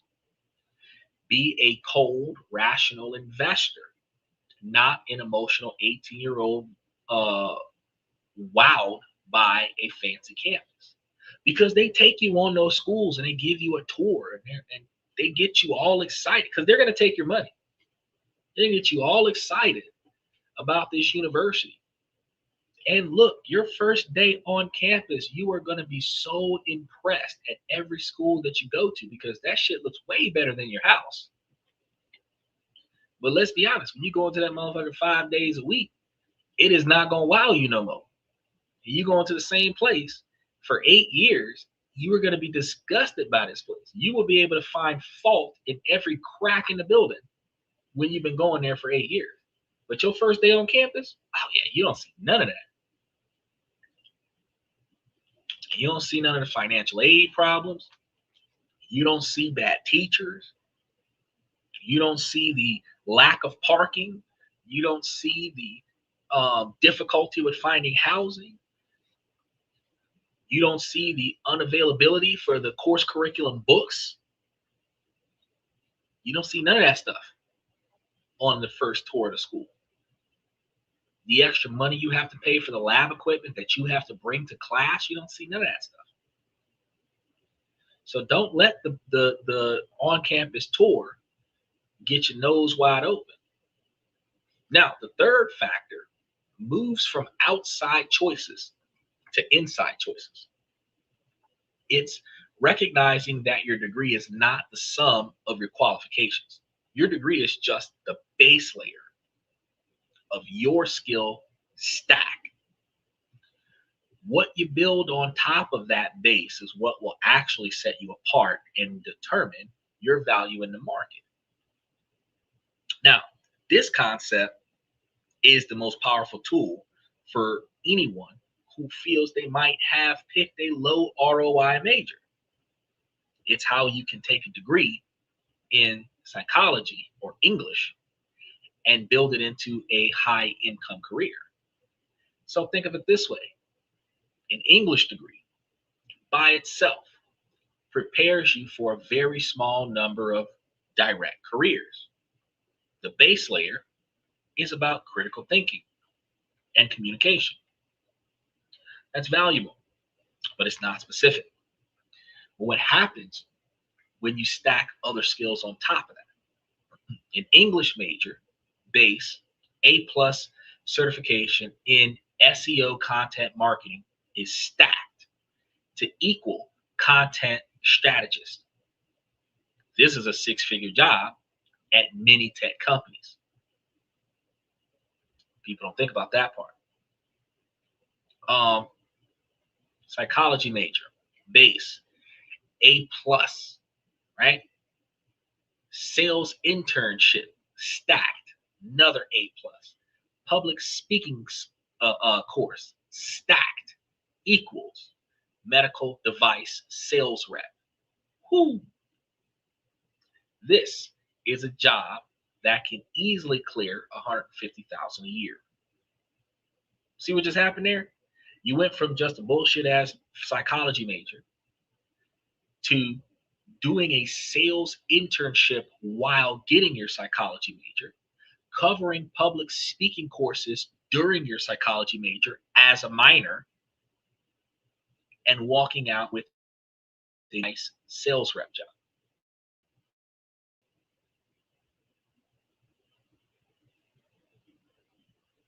Not too many people hear about that. Your guidance counselor at your university ain't telling you about shit like this.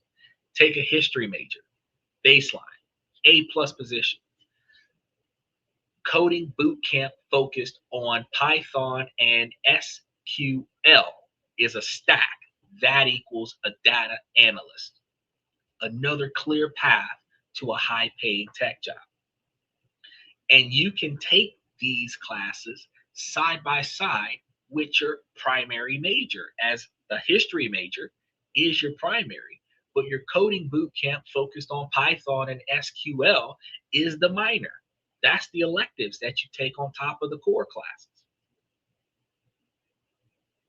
And while doing this, you can add another layer to that by interning with coding companies, whether it is an unpaid intern or a subsidized internship where they pay you close to or a little under minimum wage to do the job, where you're making 50% of income in comparison to the people who've been doing it with a degree, just to get the experience, the on the job experience.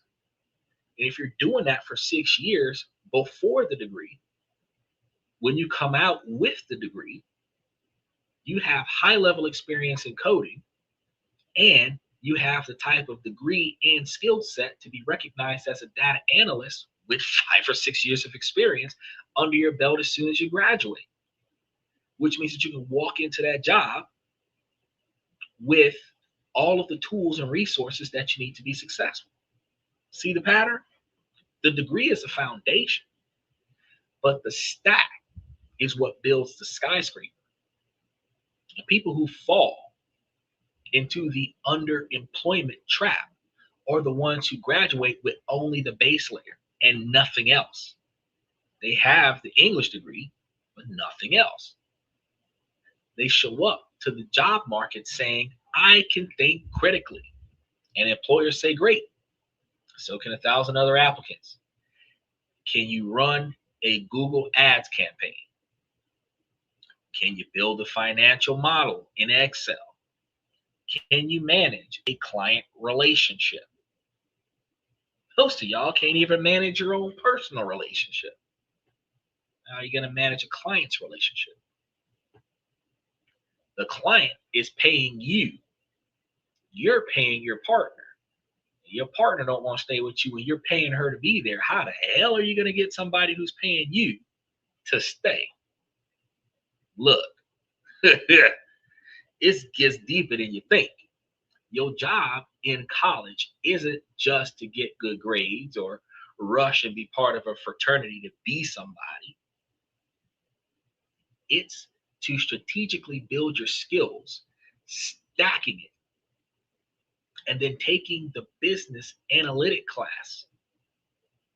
Even if your sociology major has nothing in your mind to do with that, then you want to join the public speaking club, because presentations are in most businesses. So you might as well improve your public speaking skills. Then get a part-time job or an internship that teaches you sales, marketing, analytics, so that you can use that stuff. Then you want to learn a marketable software skill, whether it's Photoshop for design, Salesforce for business, or JavaScript for web development. Because you're going to be in college for 6 to 9 years. And that's what you need to pay attention to. Not just stacking all of this stuff onto your curriculum so that you can walk away with 12 credit hours or more every semester. You want to make sure that you're grabbing things that will meaningfully be usable after you get out of college. Guy says, happy third day of Kwanzaa. Well, Happy 28th of December for those of you who, because wasn't the 12 days to be leading up to Christmas Day, or was it supposed to be New Year's? Because I could have sworn that it was supposed to be like the 12 days before Christmas. I don't know. Now, following this information that I've been giving you for the last couple of hours transforms you from a generic liberal arts degree or liberal arts grad student into a specific and valuable candidate. So you can now walk into an interview and say, my history degree taught me how to research and synthesize complex information. And I've applied that by learning SQL to analyze large data sets. I can not only find the story in the data, but also communicate it effectively. That is an incredible, powerful pitch. And it's a pitch that you built, not one that was handed to you. He said, do you know why Jesus is so popular with women? I don't think he is. Because if he was, then they would behave better. Kwanzaa starts on December 26th. But if it starts on December 26th and today is the 28th, how is it the third day? You said happy third day of Kwanzaa. If the 26th is the first day and today's the 28th, today's the second day of Kwanzaa. Or 26, 27, 28. Something to that effect. So we're going into the third day of Kwanzaa. Again, I'm completely lost. But happy holidays to you too. Are y'all still getting presents for Kwanzaa? Because I mean, I need to start practicing more religion so that I can start getting more gifts.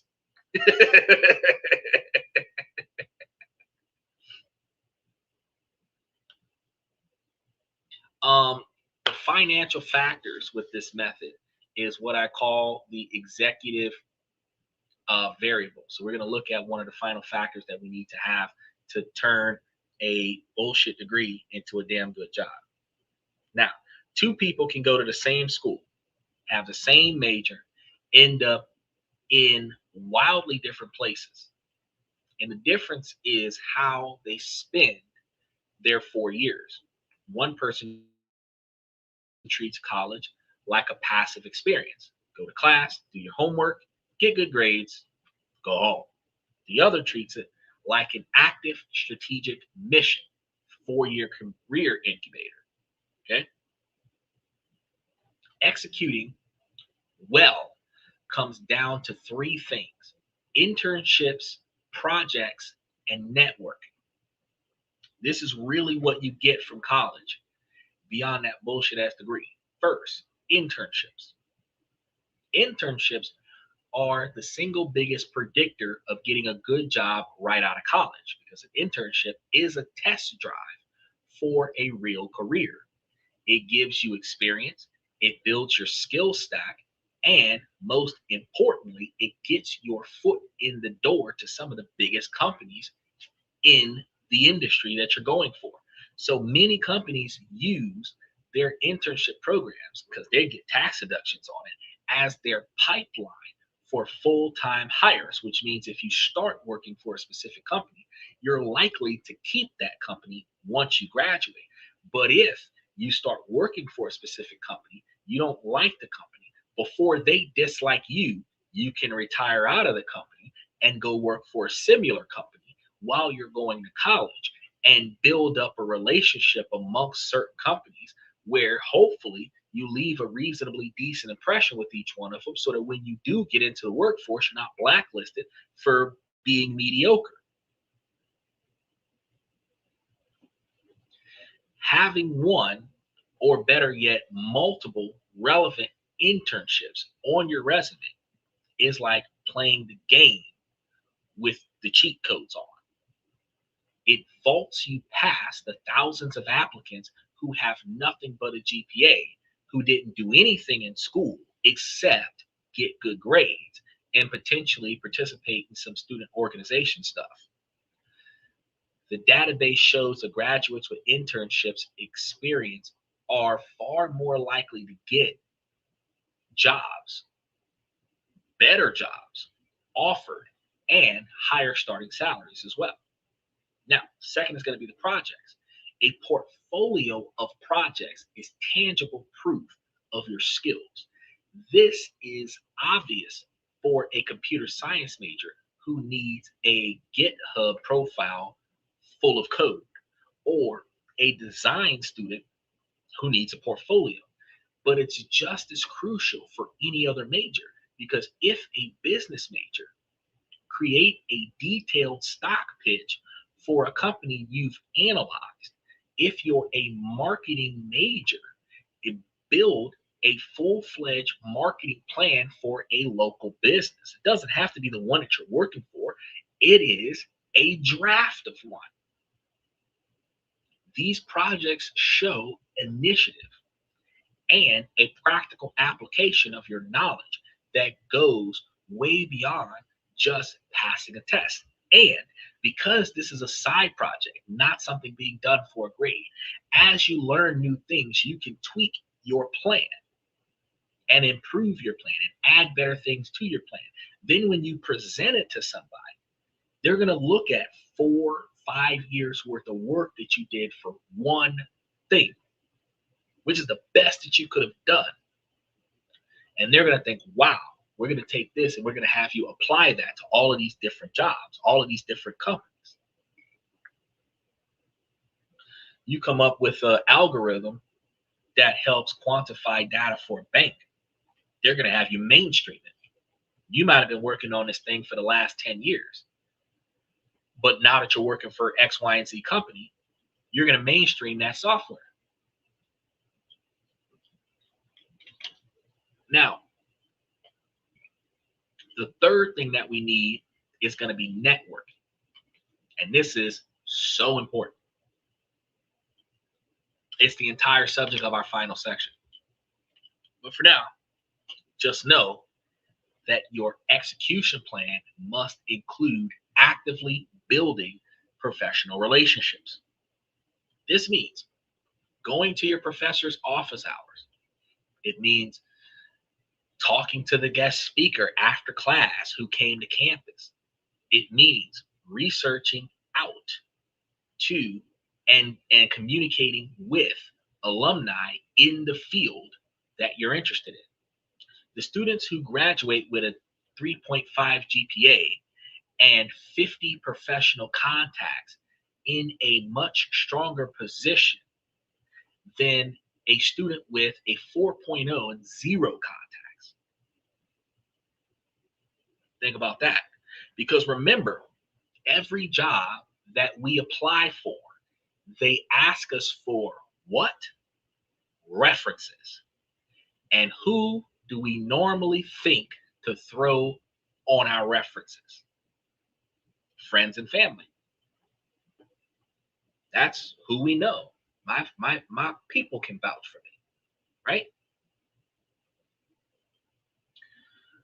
But if I was trying to get a really good job in a really good company that just so happened to be a Republican political background, and I was to throw someone like Donald Trump or J.D. Vance on my referral list, and they contacted them, and those people gave me a positive review, I would have the job that day because of who I know, not what I can do. Likewise, if I was in one of those Democratic companies that I wanted to get involved with, and that company just so happened to be a huge fan of Barack Obama or the other guy, and they sponsored me, right? Because of who I know, I would get the job right away. If you were trying to be a choreographer and you had some of the Like if you were a male choreographer and you had like Usher and Genuine and Drake signing off on you would have it. If you were a female choreographer and you had like Sierra and J Lo and Beyonce sponsor you, like you would have it. You would have job based off of who you know, who's willing to say, I like the way that person does business. If you were an actor and you had like Oprah, Tyler Perry backing you would have it. See what I'm saying? Because of who you know. So you want to reach out to people in your field that used to go to your college, build up that professional portfolio of contacts, and then add that to your resume. And finally, a crucial part of execution is just finishing on time. Remember that only about 6 out of 10 students finish within 6 years. Every extra semester you spend in college is a triple financial hit. You're paying more tuition, you're taking on more debt, and you're losing out on the salary that you could have been earning. Graduating on time, if possible, or graduating ever even. If you can't graduate early, you want to do that because that can save you tens of thousands of dollars and get you into the workforce earning money sooner. But if you've got the kind of degree, like my degree took almost 255 credits and I never changed my major. If you have to spend a lot of time chasing your degree, if you can get an intro level position or internship level position in the type of career that you want to have, where the position that you're working does not require a bachelor's degree. When you get the bachelor's degree, you can request a promotion. And if you were giving it your best the entire time that you were an undergrad, if you spent 6 years with this company, or if you spent 3 years out of your 6-year college track with this company, when you graduate, you've already got the years of experience with them. So HR should respect you enough to promote you. And you have some companies that might put money towards your college tuition so that they can have more qualified people in their management positions. And if you got hired on that job as an undergrad, and then after a certain criteria, they start aiding you in your education, that's giving you less money on student debt. And once you graduate, you bring your degree to HR and they promote you. A lot of companies do that. I mean, Walmart does it, McDonald's does it, a lot of the blue collar companies do it, hospitals do it, nursing facilities do it. You have big businesses that will pay for your education. Look, dude, Uber, after like 2,000 something rides of being a car driver, they'll pay for you to go to college. So all you got to do is just get yourself in there somewhere. Now, these 4 factors, your major, the institution that you decide to go to, stacking your skills, and the execution of the time that you spend in college are the levelers you can pull to control your financial future. Be strategic about them, and you will build a degree that is a true $1 million asset.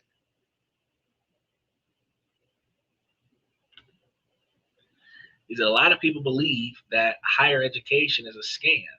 If I knew what I knew today, I would have invested the college tuition in stock market. Me too. If I would have known as an undergrad that $60,000 a year that I could have put all of that money in a place where I would have been making so much money right now. Because I started college back in 2010. And ironically, I was lucky enough to get all of my student loans deferred for the rest of my life. I could have took my entire student debt, put it into a stock market, not gave them a dime. And since 2010, we're at 2020. That would have been 15 years that almost 100 grand worth of student loans would have been sitting in the stock market, gaining interest, even at 15% interest. Even if I did buy and hold and drip scenario where it just reinvested back into it, that 60 grand over from 10 to 25, 15 years,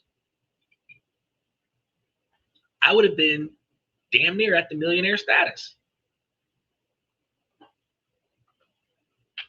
Crazy. But most of us go into college looking at the student loans as extra money.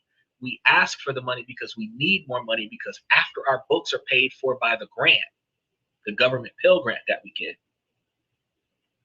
and the extra supplies that we acquire come from the scholarships that we get, we still need money to pay for rent and food. We don't want to work a full-time job so that we can focus on our education, so we become more financially dependent on the loan money. And we borrow enough to cover our bills. Other students try their best not to build the debt. They force themselves to struggle financially so that they don't have as much debt getting out of college. Their grades suffer because they're doing without, instead of having a comfortable standard of living in order for them to focus on their grades. But when you don't have to go to work, when you don't have to do anything other than learn, you can take the extra time that you're not spending learning, and instead of dropping it like it's hot with the sorority party, you could be filling in the rest of this information so that you're better prepared to get out of college. Because while, yes, what fraternity and sorority that you were affiliated with in college could aid you in getting a job application, because again, it's who you know. And most executive anybody are familiar with sororities and fraternities. Alumni are familiar with one another. Oh, you went to X, Y, and Z university. So did I. Let's talk more. So it's not just about the money. It's not just about that piece of paper. It's about all of the connections that you make while you're in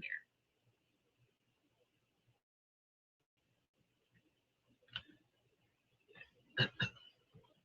Steven said, I work 50 plus hours a week and still got my associate's degree with honors. It can be done. Yeah, it can be done. It definitely can. You can go to work full time, depending on what your major is, and you can get a degree. But see, what you haven't experienced yet, Steve, is that when you come out of your associate's degree, the classes get harder. The science classes, here's the thing. For every 3 credit hour class you have, it is supposed to be 3 times more study. So, and this is every week. So, for 15 credit hours, you're supposed to spend about 45 credit hours a week worth of study, plus extracurricular activities for your education. If you're on campus involvement, if you're trying to go into politics, student government, your on campus involvement going to take up an extra 20 hours a week worth of your life. That's 65 hours. If you're interning on other jobs where some of those internships might be unpaid, you might be doing 21 hours a week worth of internships. Now you're at 80, 85 or 86 hours for just your education. If you're trying to go to med school or something like that, where you need volunteer work on top of that, you're trying to do another 15, 20 hours worth of volunteer work, you're now at 104 or 110 hours for college. If you're doing 110 hours, that is every waking moment as a college student.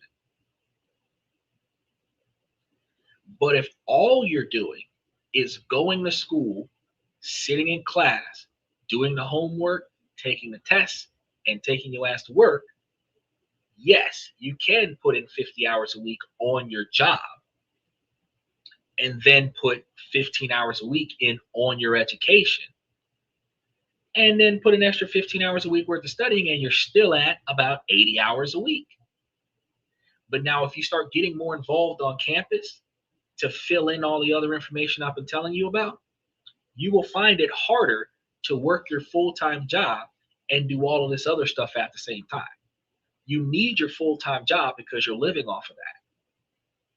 But this other stuff will aid you in being more successful so that you don't have to depend on this full-time job for the rest of your life. One of the reasons why students live on a lot more student loans is because in order for them to break away from a job they don't like, where you said that you do the bare minimum because they don't pay you enough money. Well, if you could borrow enough money from the school to not have to work on this job, you would likely quit that job and put more effort into working for or interning for someone else in a job that you value, where you would put your best efforts into that job.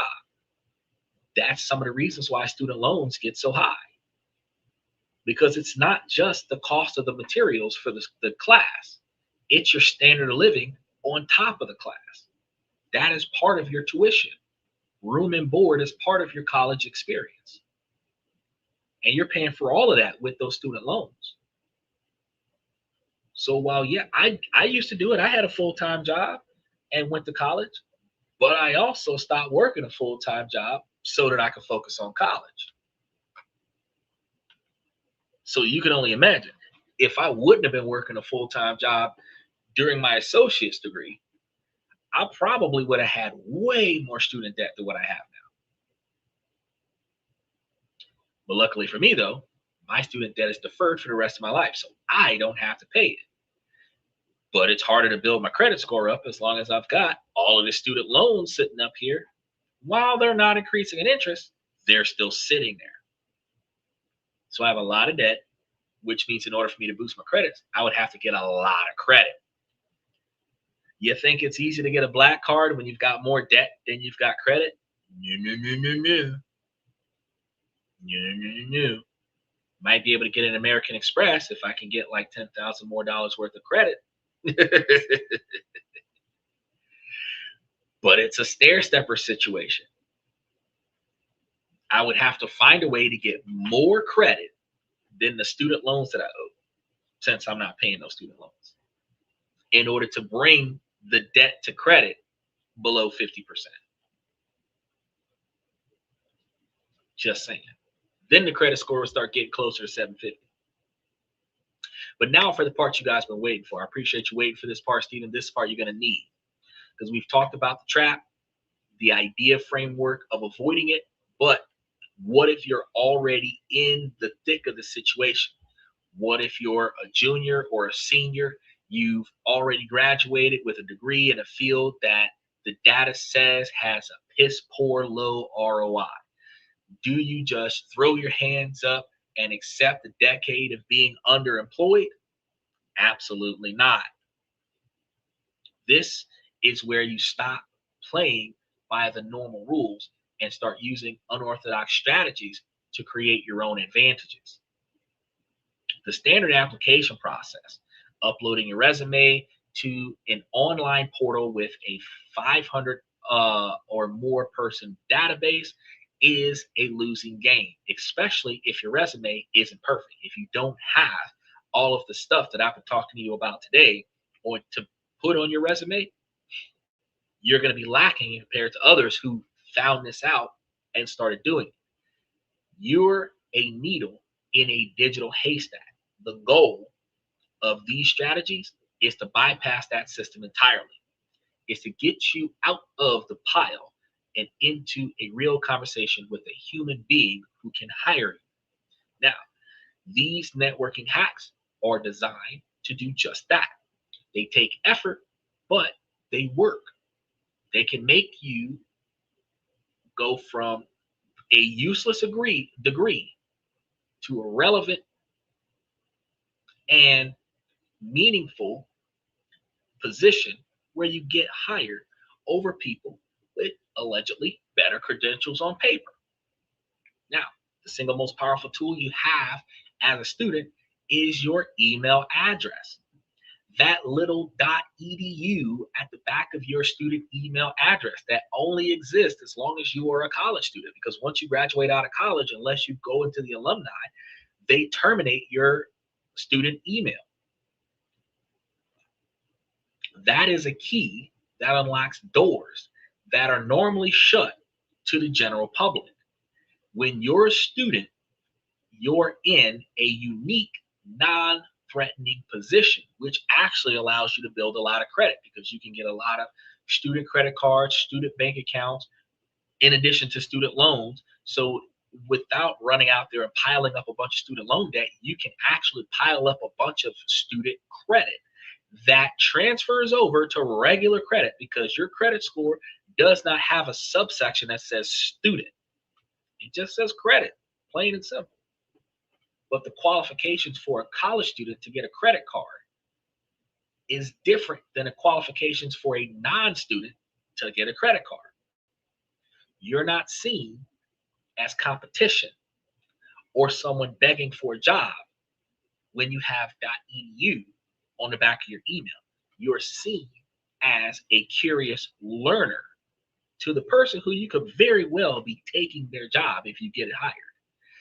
And successful people love to give advice to curious learners. So whatever field you're trying to be in, if you're emailing people who are already doing the job that you want, they are more than willing to tell you how to get that job because they don't think you're coming to take their job because you are .edu. Now, if you would have sent them that same email from a Gmail account or an AOL account or, God forbid, a Hotmail account, oh yeah, they're going to look at you sideways. Now, this brings us to the cold call email hacks. The goal is simple. Get a 15-minute phone call with someone who is doing a job that you find interesting. The cardinal rule is you must ask for advice, not a job, because asking for a job puts them on the defensive because they think you're going to take their job, and it makes it easier for them to say no to you. But asking for advice flatters their ego and makes it easier for them to say yes to bringing you on board and showing you some of the ropes in certain job positions. So here's a template. It's simple and it works. In the subject, question from a, whatever your university is, student. In the body, you're going to say hi, put your name in. Well, put their name in. You find their name, hi, whoever you're talking to. My name is, put your name in there, and then say, I am a whatever year that you're in, junior, at whatever university that you studying for whatever major that you're trying to get, right? Then you tell them, I was researching the industry, whatever it is, whether it's renewable energy or whatever sector, and came across your profile on LinkedIn. The work you've done at whatever company they're working for is really impressive, especially mention specific stuff they've done, give genuine details that you admire, which is going to boost their ego. Then, as someone hoping to build a career in this space after graduation, I would be incredibly grateful for the chance to ask you a few questions about your path and any advice that you might have. This is just like asking an employer from an interview, like what you did wrong in the interview. This is another way of saying, hey, what do I need to know so that when I get into that interview, I know what's going on? But you continue this by saying, I know you're extremely busy, so even just 15 minutes would be a huge help. Would you be open to a brief call sometime in the coming weeks? Thank you for your time. Put your name in there. Why does this work? The subject line is clear and uses your student status. You lead with a specific, genuine compliment that shows you did your homework about the person and potentially the company that they work for. The ask is simple and respects their time. And most importantly, you're asking for advice, not a job. You're a student seeking wisdom, not a pest seeking a handout. The response rate to this kind of email is worlds higher than a cold job application. So who do you send the email to? Strangers on LinkedIn can work, but you have an even more powerful, criminally underused resource: your university's alumni database, because you're still a college student. And the alumni database is accessible to you. And any alumni who did this exact same method is going to be on the other side of the fence, willing to pay it forward. So instead of going to a bunch of people on LinkedIn and sending out mass cold calls to a bunch of people who don't know you and could give two shits about you, remember we told you networking. You're going to the same college that they went to. You call them up and say, hey, can you help me understand the business? We're part of the same tribe because we went to the same college. You made it. I want to know how to make it too. And that 15-minute call is what you're asking for. Guaranteedly can turn into an hour and a half long call, long as they're not busy when they allow you to call them, right? Which, really quick, I want to tell you guys, you need to change your voicemail, because disrespectful voicemails, not going to work. What do I mean by disrespectful voicemails? Bunch of bullshit ass music, not professional. You got to change that. Joking on your voicemail, not professional. You got to change that. Devaluing yourself or anyone else on your voicemail, not respectful. You need to bring it down to a simple thank you for calling, whatever your name is. I'm not at the phone right now. Please leave a message and I'll get back to you as soon as I can. Or I really appreciate your call. Unfortunately, I'm not available at this time, but I will give you a call back as soon as I can. Something to that magnitude that sounds reasonably professional, because if that person calls you and you have a jacked up voicemail, they are not going to leave a message. And they're not going to call you back. Your voicemail speaks volumes about you. So you want to try to have it reasonably appropriate. And your email, luckily your student email is going to be what your Gmail isn't, because your Gmail, your AOL, your Hotmail is always something devaluing. Your nickname, your street name. Some girl had one that's like, oh, wet 69, blah, blah, blah. That is not what you need to be using to reach out to employers. Your first name, middle name, last name, Mr. or Mrs., whatever, professional name. Because you notice that most companies will have either the first name, last initial, or first letter of the first name and then last name, and then at whatever company they work for. Professional. Okay? If you got anything but that, you got Elf Lord 84, no, not gonna work. Okay, not for a job. Now, almost every college has an online portal that lists its alumni, whether it only lists the active alumni that are paying alumni dues, or it lists all of the people that have ever graduated from their school, because that's part of their prestige, is who all graduated from the school. Often searchable by company, location, and even major. It might not have their communication information in there, but it actually might. This is a gold mine, because if it doesn't have their direct student emails, their alumni emails on there, it at least gives you their first and last name, what company they got, the last one that they reported to the university, which allows you to reach out to that company and reach out to that specific person by name and then drop this message. It might allow you to do a little bit more digging and find that person's direct contact information in their company and send them a mail where their first question is, how did you get my email? Well, I do good research.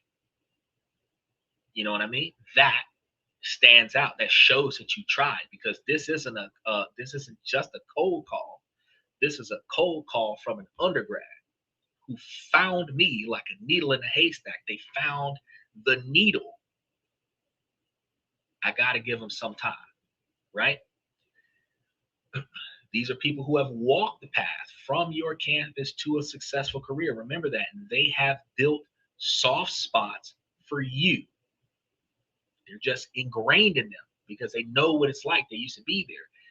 They root for the same team that you're on. And this shared identity is a massive advantage for you. And everyone loves an underdog. So the strategy here is to combine the cold email hack with the alumni database. First, find 20 alumni working in companies or roles that you find interesting. Now, your email template gets an upgrade because the subject is they're going to change it. Question from a fellow, your mascot, say it's a bulldog or whatever. That's going to stand out. Then the opening line is going to become, hi, whoever you're reaching out to, my name is, put your name in there, and I'm a current, put your year at whatever university, and I saw that we were both whatever the name of the mascot is. I hope you're doing well. Now you're getting personal. This immediately creates a warm connection with them. You're no longer a total stranger. You're part of the tribe. The odds of getting a response, and more importantly, getting genuine, helpful advice goes way up now. Most students never even log into their alumni database. So if you do this consistently, you'll be playing a different game entirely. The goal of sending these emails is to land what is called an informational interview. Now, I know that we were talking about interviews, and I know Stephen was talking about how do you dress. This is what, if you're doing this, you're dressing like you're going to be an interview, because what happens if that alumni says, I'm available today for lunch, are you free? We can meet down the street for some Starbucks. We can meet down the street for some Chipotle. Do you want to meet your mentor looking like something out of a Cash Money video? Do you want to meet your mentor looking like some of the kids off the block? Or do you want to meet your mentor looking like you want this damn job? Because I'm going to be honest with you. If you show up ill prepared, the first advice they're going to tell you is change your clothes. Change your clothes and change your shoes. Because that's not going to work in this company. That's not going to work in this field. So to keep them from having to tell you that, I'm telling you, change your clothes, change your shoes. You might have to buy you one pair of pants every month, one shirt every month, and one pair of shoes every 6 months. But you need to change your clothes, change your shoes. Okay? Now, since you're doing an informational interview, this is not a job interview. This is going to be a low pressure 15-minute chat or longer if they want to carry it longer, where you ask questions, just questions. And the one question you will not have is, can you help me get a job? That's the only question you're not asking. What do they do? How did they get it? Who did they talk to? What did they learn? What skills would you need to have to perform well on this kind of job? Where did you get those skills from? Questions like that. Your goal is to learn about their career, the reality of their job, the grueling work hours. I wanted to be a surgeon, found out that surgeons work more than most people and they have very little work-life balance and they're on call for the very little limited time that they're off, which is hard to maintain a marriage. If you're trying to be a family man, you're not going to be a head surgeon because you're not going to be home. You can have the kids, but you'll never see them. So you got to learn about the reality of the job and what it is going to take to succeed on that job. You also got to come prepared with thoughtful questions. So you got to think about what you're going to ask before you even send out the email. If you've got multiple people in the same career field, you can make you a template of questions. But if you've got different fields, your questions might vary based on the fields. Your follow-up questions are definitely going to differ based on what you're being told. But if you've talked to multiple people about it and you're getting some common information from a lot of those people, you can start your question with well-informed knowledge. So I'm aware of this, this, and this, but can you tell me what does this, this, and this mean?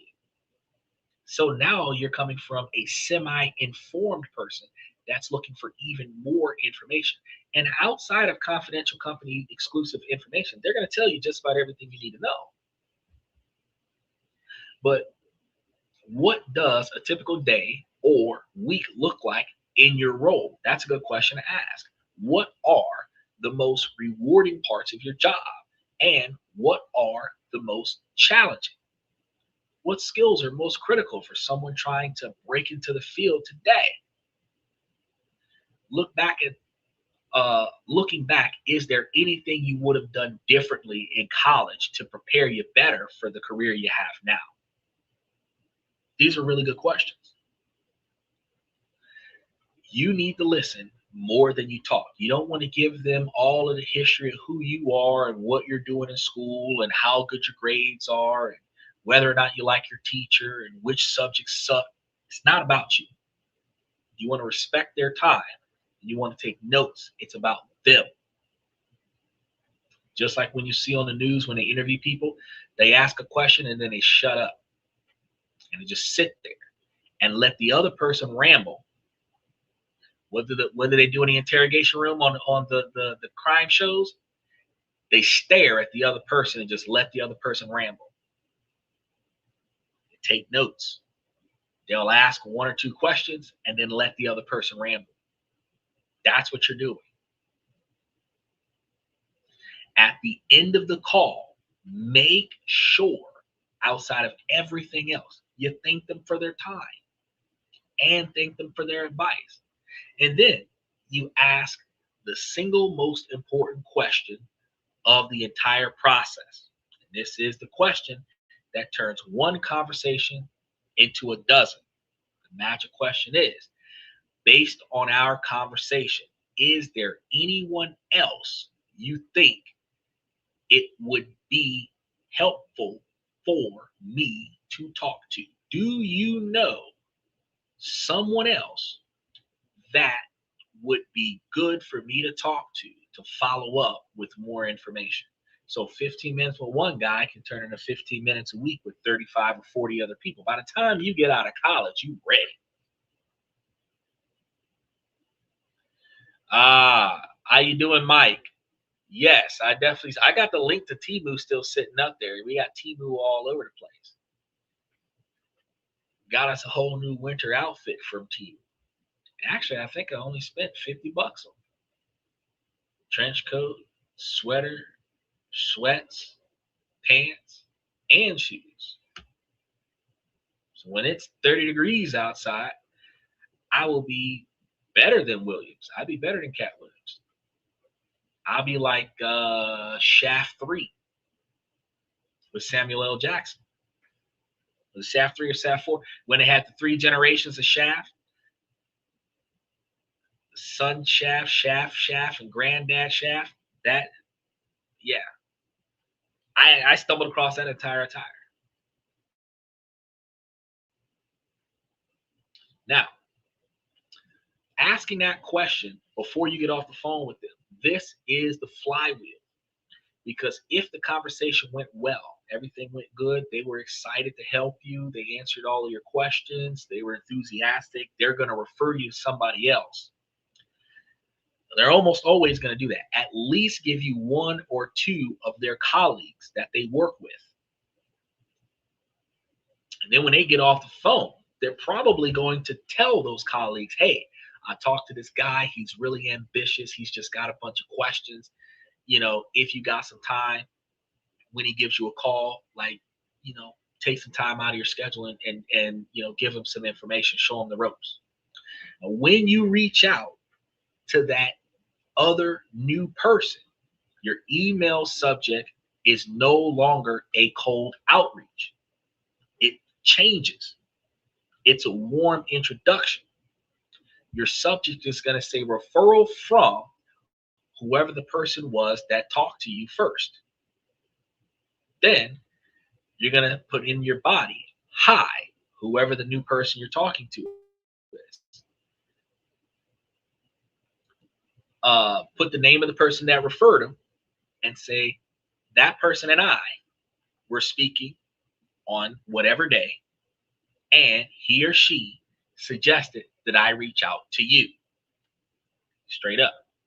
You are now being passed through the organization from the inside. You are building a network of advocates. After 5 or 10 of these conversations, you'll have a deep, practical understanding of the industry. And you'll have multiple people within the company who already know your name. When a job opens up in this company, who do you think they will think of? The random resume in the online portal, or the sharp, proactive student they just had a great conversation with last week? This flywheel is how you get hired without a formal application. An internal referral from a trusted employee is the number one source of new hires for most companies. You know that the job you're working on right now, if you've got an opening on the job, boss typically comes by and says, hey man, we're hiring. If you know somebody who you think will do a good job, send them through. We'll put them on. I never refer anybody I know. And the reason why I never refer anybody I know, because their performance actually impacts my employment. I refer people that are bad workers. My boss is going to be pissed off at me because I brought this problem onto the job. So if you know somebody who is good enough for you to vouch for them, you staple your job to their performance, they'll get hired. It's like co-signing for a loan. So while I wouldn't refer somebody, doesn't mean that the people that work for the company won't be the first ones to say, oh, I talked to Steven and Steven's good. He's very ambitious. He's a hard learner. Pays attention to detail. See what I'm saying? And then if 4 or 5 people, 15, 20 people in the company have talked to Steven, somebody in human resources has heard Steven's name. 3 or 4 people might know Steven. Oh yeah, he emailed me too. Let's see what this guy is about. Get him in there. Pull him in for an interview. And if you're contacting multiple people in the company, one of the best things to do, research the company. What kind of performance does the company do? What kind of clientele do they have? What kind of reach do they have? Whether it's a local company inside of the United States, or if it's a nationwide company, if it's international company. If you have to relocate to get this job, do they have relocation packages available for their new hires? All of this stuff is information that you're looking for. Because when you get into the interview, the job interview, you're going to make them aware that you know their history. You know more about their history than they know, and they work there. The same way immigrants know more about American history than American citizens to get citizenship.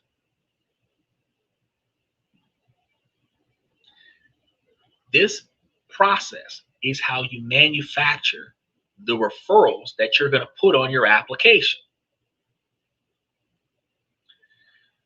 What is a relocation package? A relocation package is when a job is going to force you to move to another city or state, and they're going to pay for that. They're going to pay for the movers. They're going to pay for the apartment or the house. Some of them even pay for transportation, depending on how good the job is and how much money is available in the job. They may move you to a place that requires you to commute. They give you a company car. They may move you closer to the building, closer to the business. You have your own car, but they pay for your apartment. They might pay for you to move into the apartment and give you 1 or 2 months rent covered so that you got enough time to get your first paycheck from the job so that you can pay your own rent.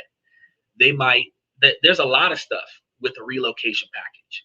They might pay for the plane tickets and stuff to that effect to get you there. If you're an asset, the same way there's a sign-on bonus for an athlete to start at a college, or a sign-on bonus for an athlete to start on a team, there is a somewhat of a sign-on bonus, a relocation package. Because if the only thing stopping good talent from working for this company is that they can't get here, I'll get you here if you're willing to work. And most companies will do that. There are a lot of companies right now willing to spend $100,000 to take somebody from Asia and bring them to America that they can work for the company. So it's not that hard. They're not going to buy you a house cash up front so that you can work for them. But they might spend $5,000 or $7,000 or $10,000 to relocate you to their company so that you can work for them. And in negotiations, that could be a thing. If they have relocation packages, you're looking in the company's database to see if they relocate employees. And if they do, that's the first thing you're going to be talking to the employer about when the employer asks you, do you have any questions? Well, yeah, I seen on your website that you pay for relocations. I noticed that you have a branch in Chicago that's hiring right now. I don't live in Chicago, but I don't mind working for a Chicago branch. Do you guys offer a relocation package for me to go to Chicago? If you can help me get to Chicago, then I'll go. Now, keep in mind, they're not paying for 100% of it. They'll pay for some of it. Some companies will pay for most of it if you're damn good at what you do. But the difference in the cost to relocate will be greatly changed, because if they're willing to give you $3,000 to $5,000, $10,000 to relocate you, and you're willing to leave a lot of your stuff behind and use that $3,000 to $5,000 to get you an apartment, and then take money out of your paycheck and take your stuff with you over time, especially if you're living with family, you can leave your stuff with family, relocate, and then come back and get your stuff and bring it to the new place on your days off, and use the money they gave you to put a down payment on the apartment and cover the first month's rent or the first 2 months rent so that you can get your first paycheck. That's a relocation package, which is fantastic, because where you otherwise would not have been able to get that job because it's outside of your traveling distance, they will give you the money to bring you closer to them where you can work for. Because if you live in a state that doesn't have that job, or if you live in a state where that job doesn't have an opening, people typically give up on that job because there's no availability here. But no one ever thinks, well, if y'all have a relocation package, I'll fly to the state where this job is available if you help me get there. And then I'll work for you over there. So make sure that you not note that down.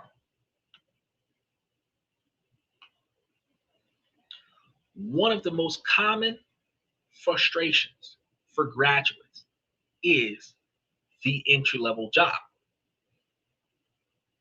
And that entry level job requires 3 to 5 years of experience to get the entry level job, which is base pay, sometimes $1 above minimum wage. You got this prestigious job that's paying you the same amount of money that you was getting paid as an undergrad. Pissed off. It's a maddening catch 22. How do you get experience if no one will hire you to get the experience? The answer is you stop asking for permission to get experience and you create it yourself. And this is the reverse internship. So make sure you take this note down, Stephen. How it works is instead of begging for an internship, you pick a company that you admire and you do the work you would do if you were their intern. You give yourself a project that's in line with what their company does. If you're a marketing student, don't just say you understand social media. Pick a company, do a deep dive audit of their social media presence, analyze their competitors, and create a detailed presentation. You're going to use 3 new specific campaign ideas, complete with mock-ups. If you're aspiring as a data analyst, don't just list SQL on your resume. Find a public data set relevant to the company's industry. Perform a thorough analysis. Find an interesting insight and build a compelling report. If you're an English major who wants to be a copywriter, rewrite the copy for 3 pages of their website to be more persuasive than the one that is on the website. And this is not something that you're going to do with AI. You're going to knock this out yourself. Track the changes and write a brief explanation for why you made each change. Once you have finished these projects, something tangible that shows your skill and initiative, you use the networking hacks that we just discussed to find the right person to send this information to. Find the director of marketing or the head of analytics. Your email is not, can I have a job? Your email is a value proposition. Because now that you know who to talk to, instead of applying online on Indeed, you're sending an email to the company's marketing firm. Subject line, an idea for whatever the company's name is, marketing. You put it in the email, the body, hi, whatever the manager's name is. I'm a huge admirer of the work you do at whatever this company is. An aspiring marketing professional, meaning that's not what you do right now, but that's what you want to do. And for a personal project, I did a deep dive into your current social media strategy. I put together a few ideas that I thought you might find interesting. You can find the presentation here, and then you put the link there. No need to reply. I know how busy you must be. I just wanted to share it as a way of practicing my skills on your brand I respect. Right?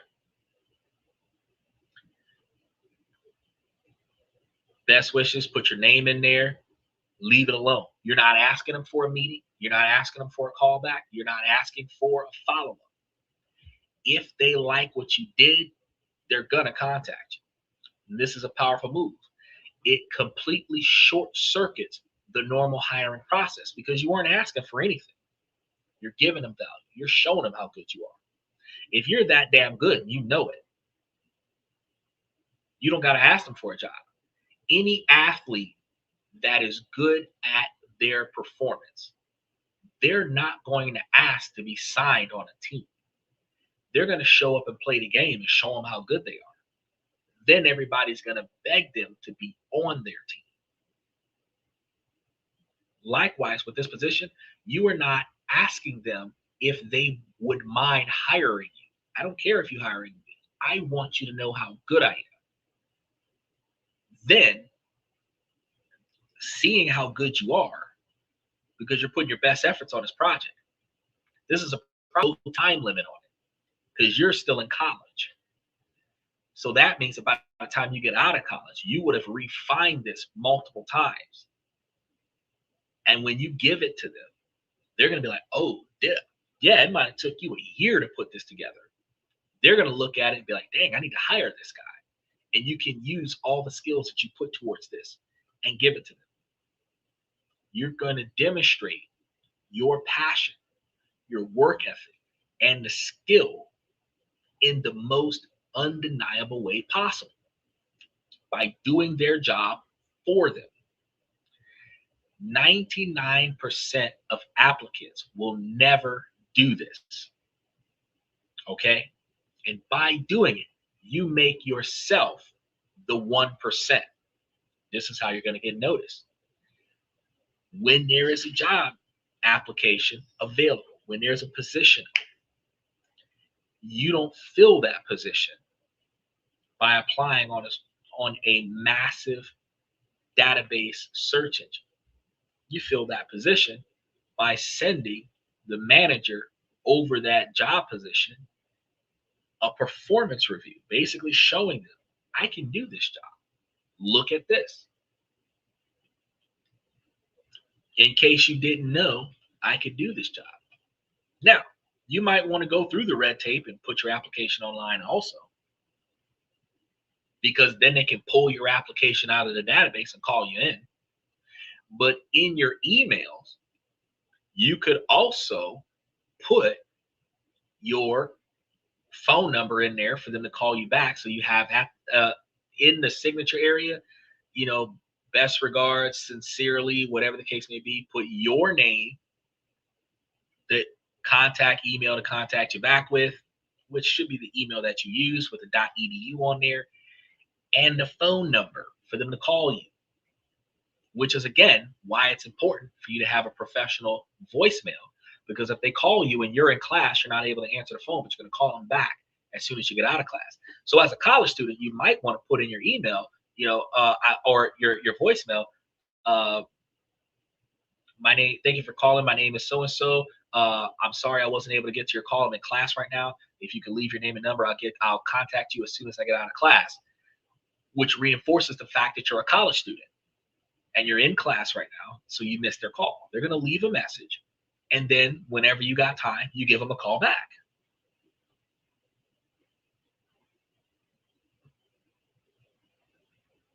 This is how you get that call back. This is how you turn a useless degree into an undeniable display of talent that a smart manager cannot ignore. But you're only going to send them one project. There's plenty of jobs out there. And each one of them, you're going to do this process with until one of them offers you a job. But it's also going to improve your skills. Because if you did this for one company per month, you would have done 12 projects in a year. If you're sticking to one exclusive industry, from Stephen, you've got at least 3 more years of college.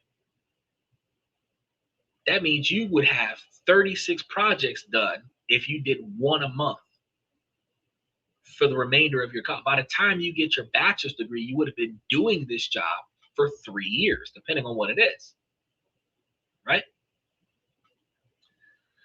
So the question is your degree a $1 million asset or a financial trap? As we've seen, It's neither. It's going to be a tool. And like any powerful tool, its value is determined by the skills of the person using the tool. You said 5 months for the degree. It's not going to be 5 months. It's going to be longer than 5 months. 2 more for the bachelor's and 3 for the master's left.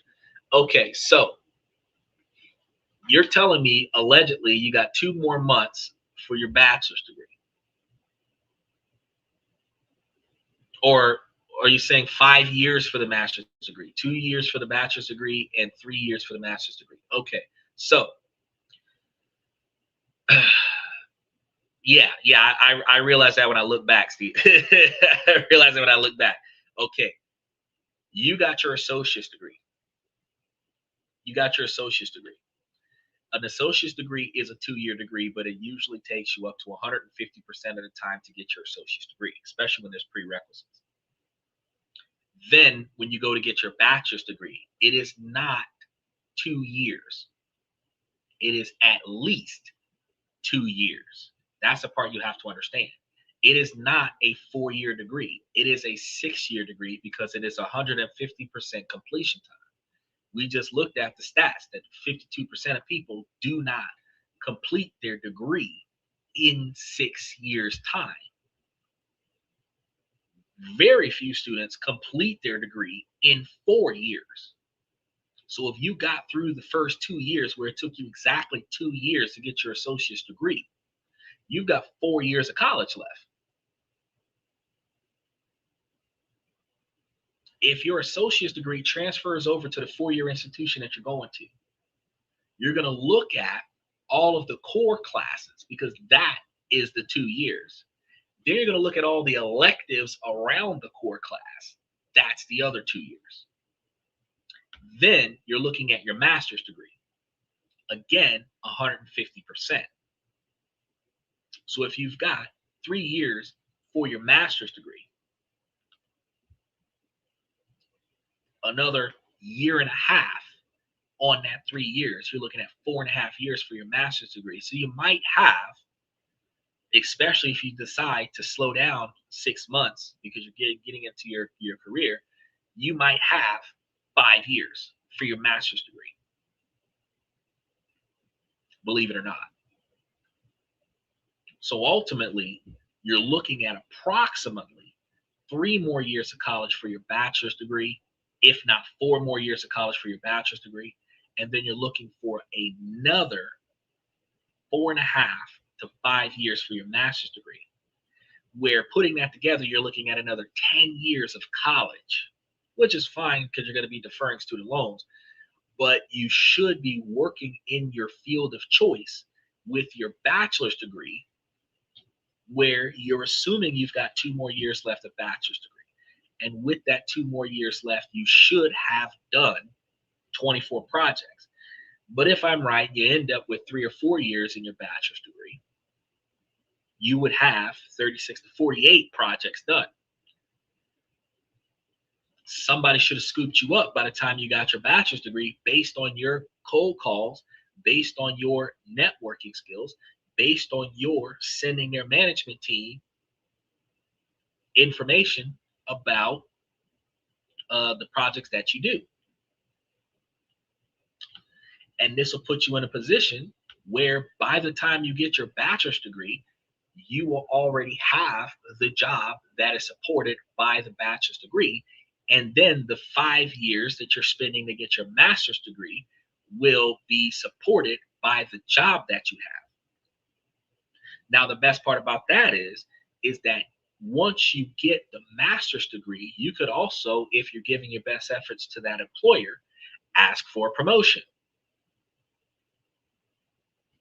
And most employers, like I said earlier in the show, actually might pay for a lot of your education because you're still going to college and you're putting in 40 hours of work with them.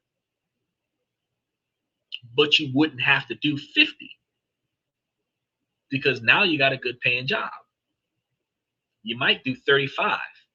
They'll have you on a 40-hour-a-week schedule, 5 days a week, with 1 hour lunches, which might actually turn your 3-year master's degree into like a 7-year master's degree, because you might not be a full-time student anymore. You might start being part-time, because school happens from Monday to Friday, and you're going to have a job that's going to be from Monday to Friday.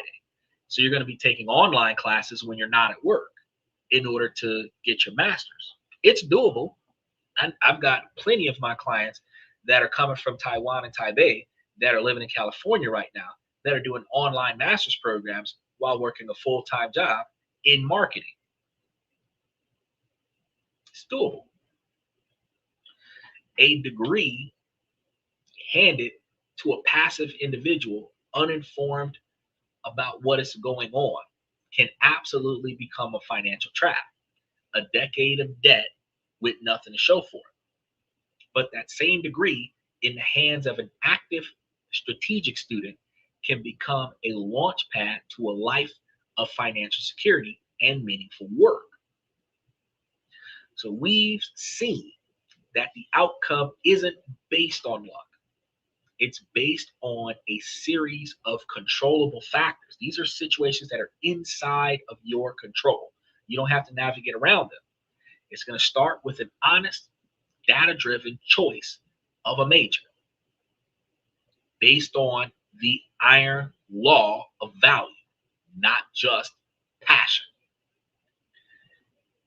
It continues with a rational analysis of the institution that you're going to or the institution you want to go to, weighing its cost against its real power, weighing its availability, accessibility. Because if you have limited transportation and you have to either take care of family, or your limited income, you have to stay with family, you might have to go to a college near your house since you can't afford to live on your own and you're not willing to take out student loans to pay for your room and board. Because you can live on campus. That's also an idea, but that's money coming out of your tuition. And on campus living is by far more expensive in smaller spaces than living in an apartment next to campus. But remember, doing this research amplifies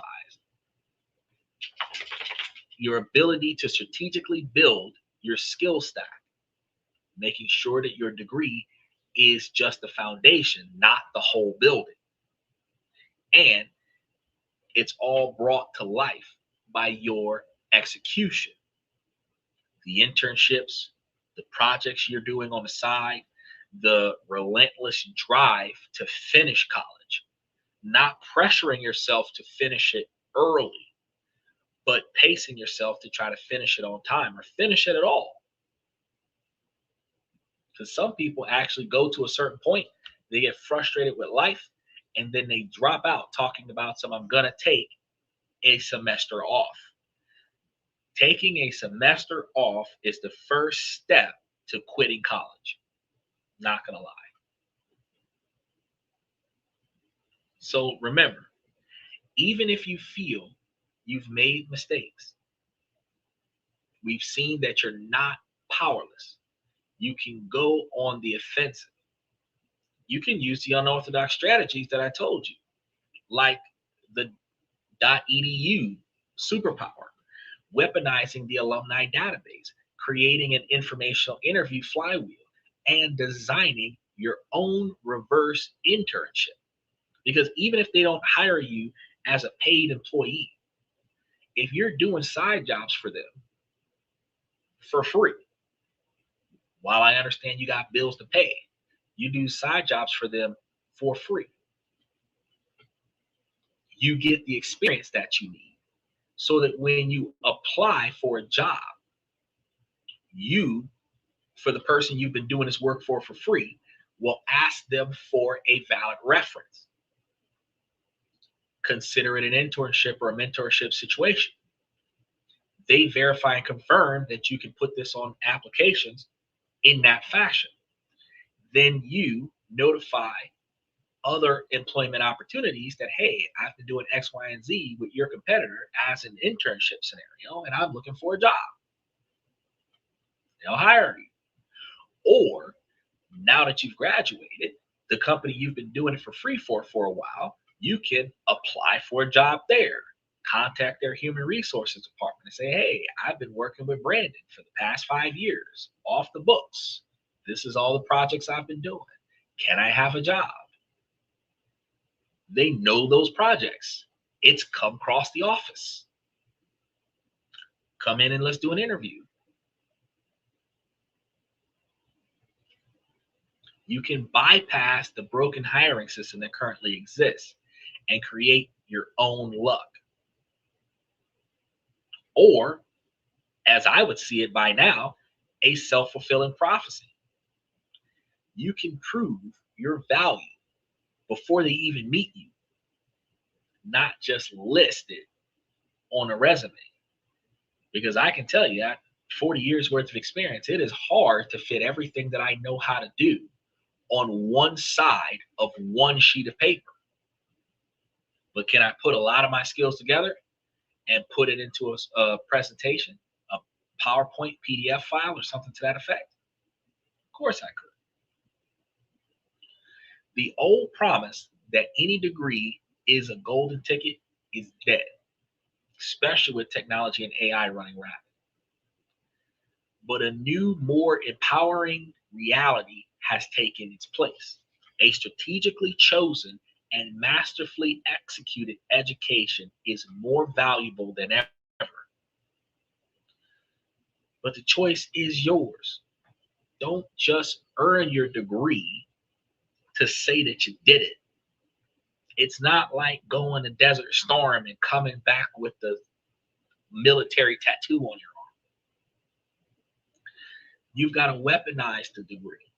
It's not about surviving college. It's about benefiting from it. And I can tell you firsthand that the book smarts you get in college have jack shit to do with the job you're going to do when you get out of college. So you need to weaponize your exposure to college to strategically put you in a position to learn the things you need to know for the job.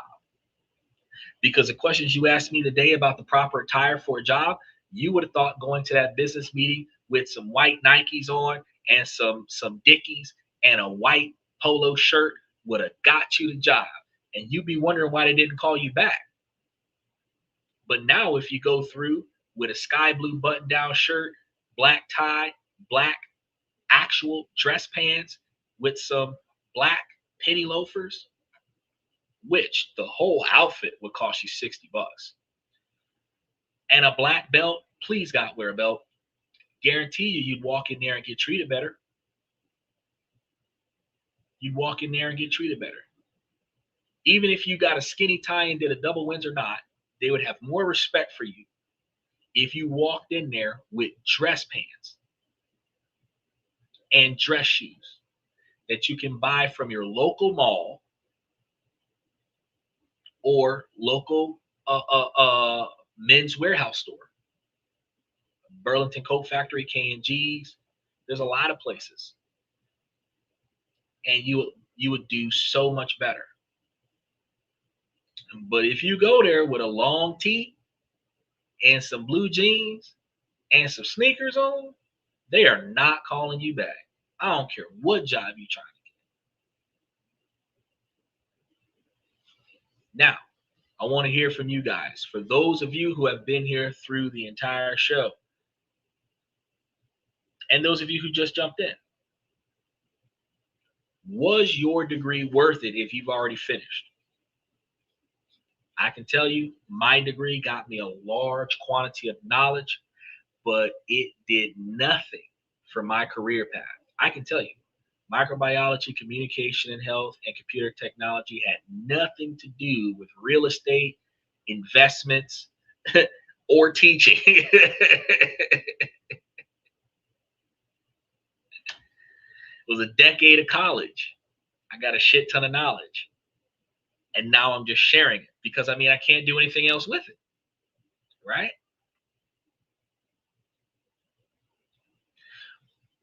But for those of you who have succeeded, who got your degree and you made it, what's one piece of advice that you'd give to your 18-year-old self?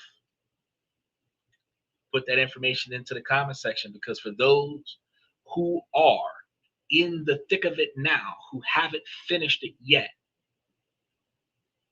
you guys have a whole nother area. What's the biggest challenge that you're facing right now? Put that information into the comment section. Between those who made it and those who haven't made it, if we continue to impose this communication where we keep adding into the comment section all of the things that we're going through versus all of the things that we've done, the people that come behind, first thing, you're going to find a mentor, because somebody who's already been where you are is going to give you information how to be better. And somebody who hasn't gotten as far as you've gotten is going to see what you're going through and start preparing for that. And the ability for the next generation to be more successful is for them to receive the apprenticeship from mentors who have already been there. Now, if this show is giving you guys any value today, make sure, if you haven't already, hit that subscription button. Make sure that you do it now and hit that like button. And then turn on those notifications, because we have upcoming shows. I know tomorrow we're doing questions and comments from the fans, but we got a lot of big information for you guys Monday through Saturday of this upcoming week. And I don't want you to miss out on any of the upcoming shows. Now, on our way out, I want to say, ladies, as long as the situation doesn't make sense, I'm going to keep asking you, ladies, to make it make sense. So, ladies, please make it make sense. Fellas, I provide you guys with this information to make you guys higher value men. All you have to do is take this information and utilize it to make the changes in your life that are negatively impacting your ability to succeed, and then navigate around the things that you cannot control. Okay? He said, I really appreciate what you shared today. I do this every day of the week, and I greatly appreciate the fact that you benefited. I thank you for being here for 3.5 hours to listen to it all. But this is what I do every day. I am finding all of the things that are negatively impacting people, and I am covering an entire broadcast on how to change it. I'm not going to sit here and find a problem and complain about it. I'm not going to sit here and be that guy that says that the world is holding us back, that the government is holding us back. We are holding ourselves back because we are not thinking about our future. We are not preparing for our future, and we are deflecting our responsibility for the outcome of the lives that we allow ourselves to get into. So I've decided to make it a mission to teach everybody who wants to learn it. Because as the Bible said, he told the 12 disciples, go out and teach those who do not yet know everything that you need. So that's what we're supposed to be doing. So I'm teaching you guys. There are better ways in life, multiple areas of life. And if you learn that, then you will be able to be better at what you're trying to accomplish. This is one of very few podcasts that sole purpose is to make you better than what you were before you started coming here. And shoot, Dylan joined a membership. One of the cheapest memberships we got is like $3 a month. You're going to get more from me for $3 a month than what you would get from an advisor at $350 an hour. And I'm here 7 nights a week. I'm here on Christmas. I'm going to be here New Year's. I'm going to be here New Year's Eve.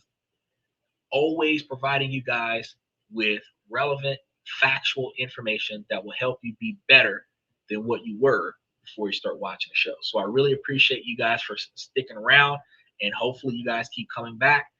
I want to thank you guys for coming to this and that. Oh, real quick, ladies, even though this is a male-driven podcast from the male perspective, all of the information that I provide to this podcast, y'all can utilize this and make yourselves higher value women as well. You just have to prioritize what is best for you. Take the information that I give you, curate it, fact check it, then implement it. So one more time, thank you guys for coming to this and that. I'm your host, Xander, where we talk about this, that, and everything in between. And I will see you guys tomorrow night.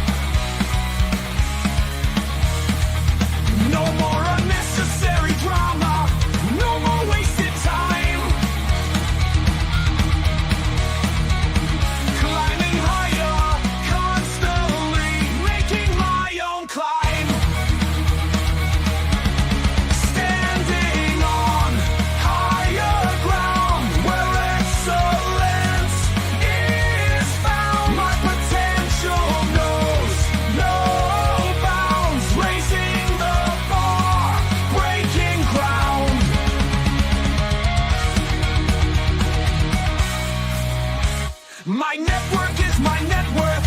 Choose your company wise. Surround yourself with eagles, not with sheep in disguise. Every interaction is a reflection of my brand. Quality over quantity, that's my personal command.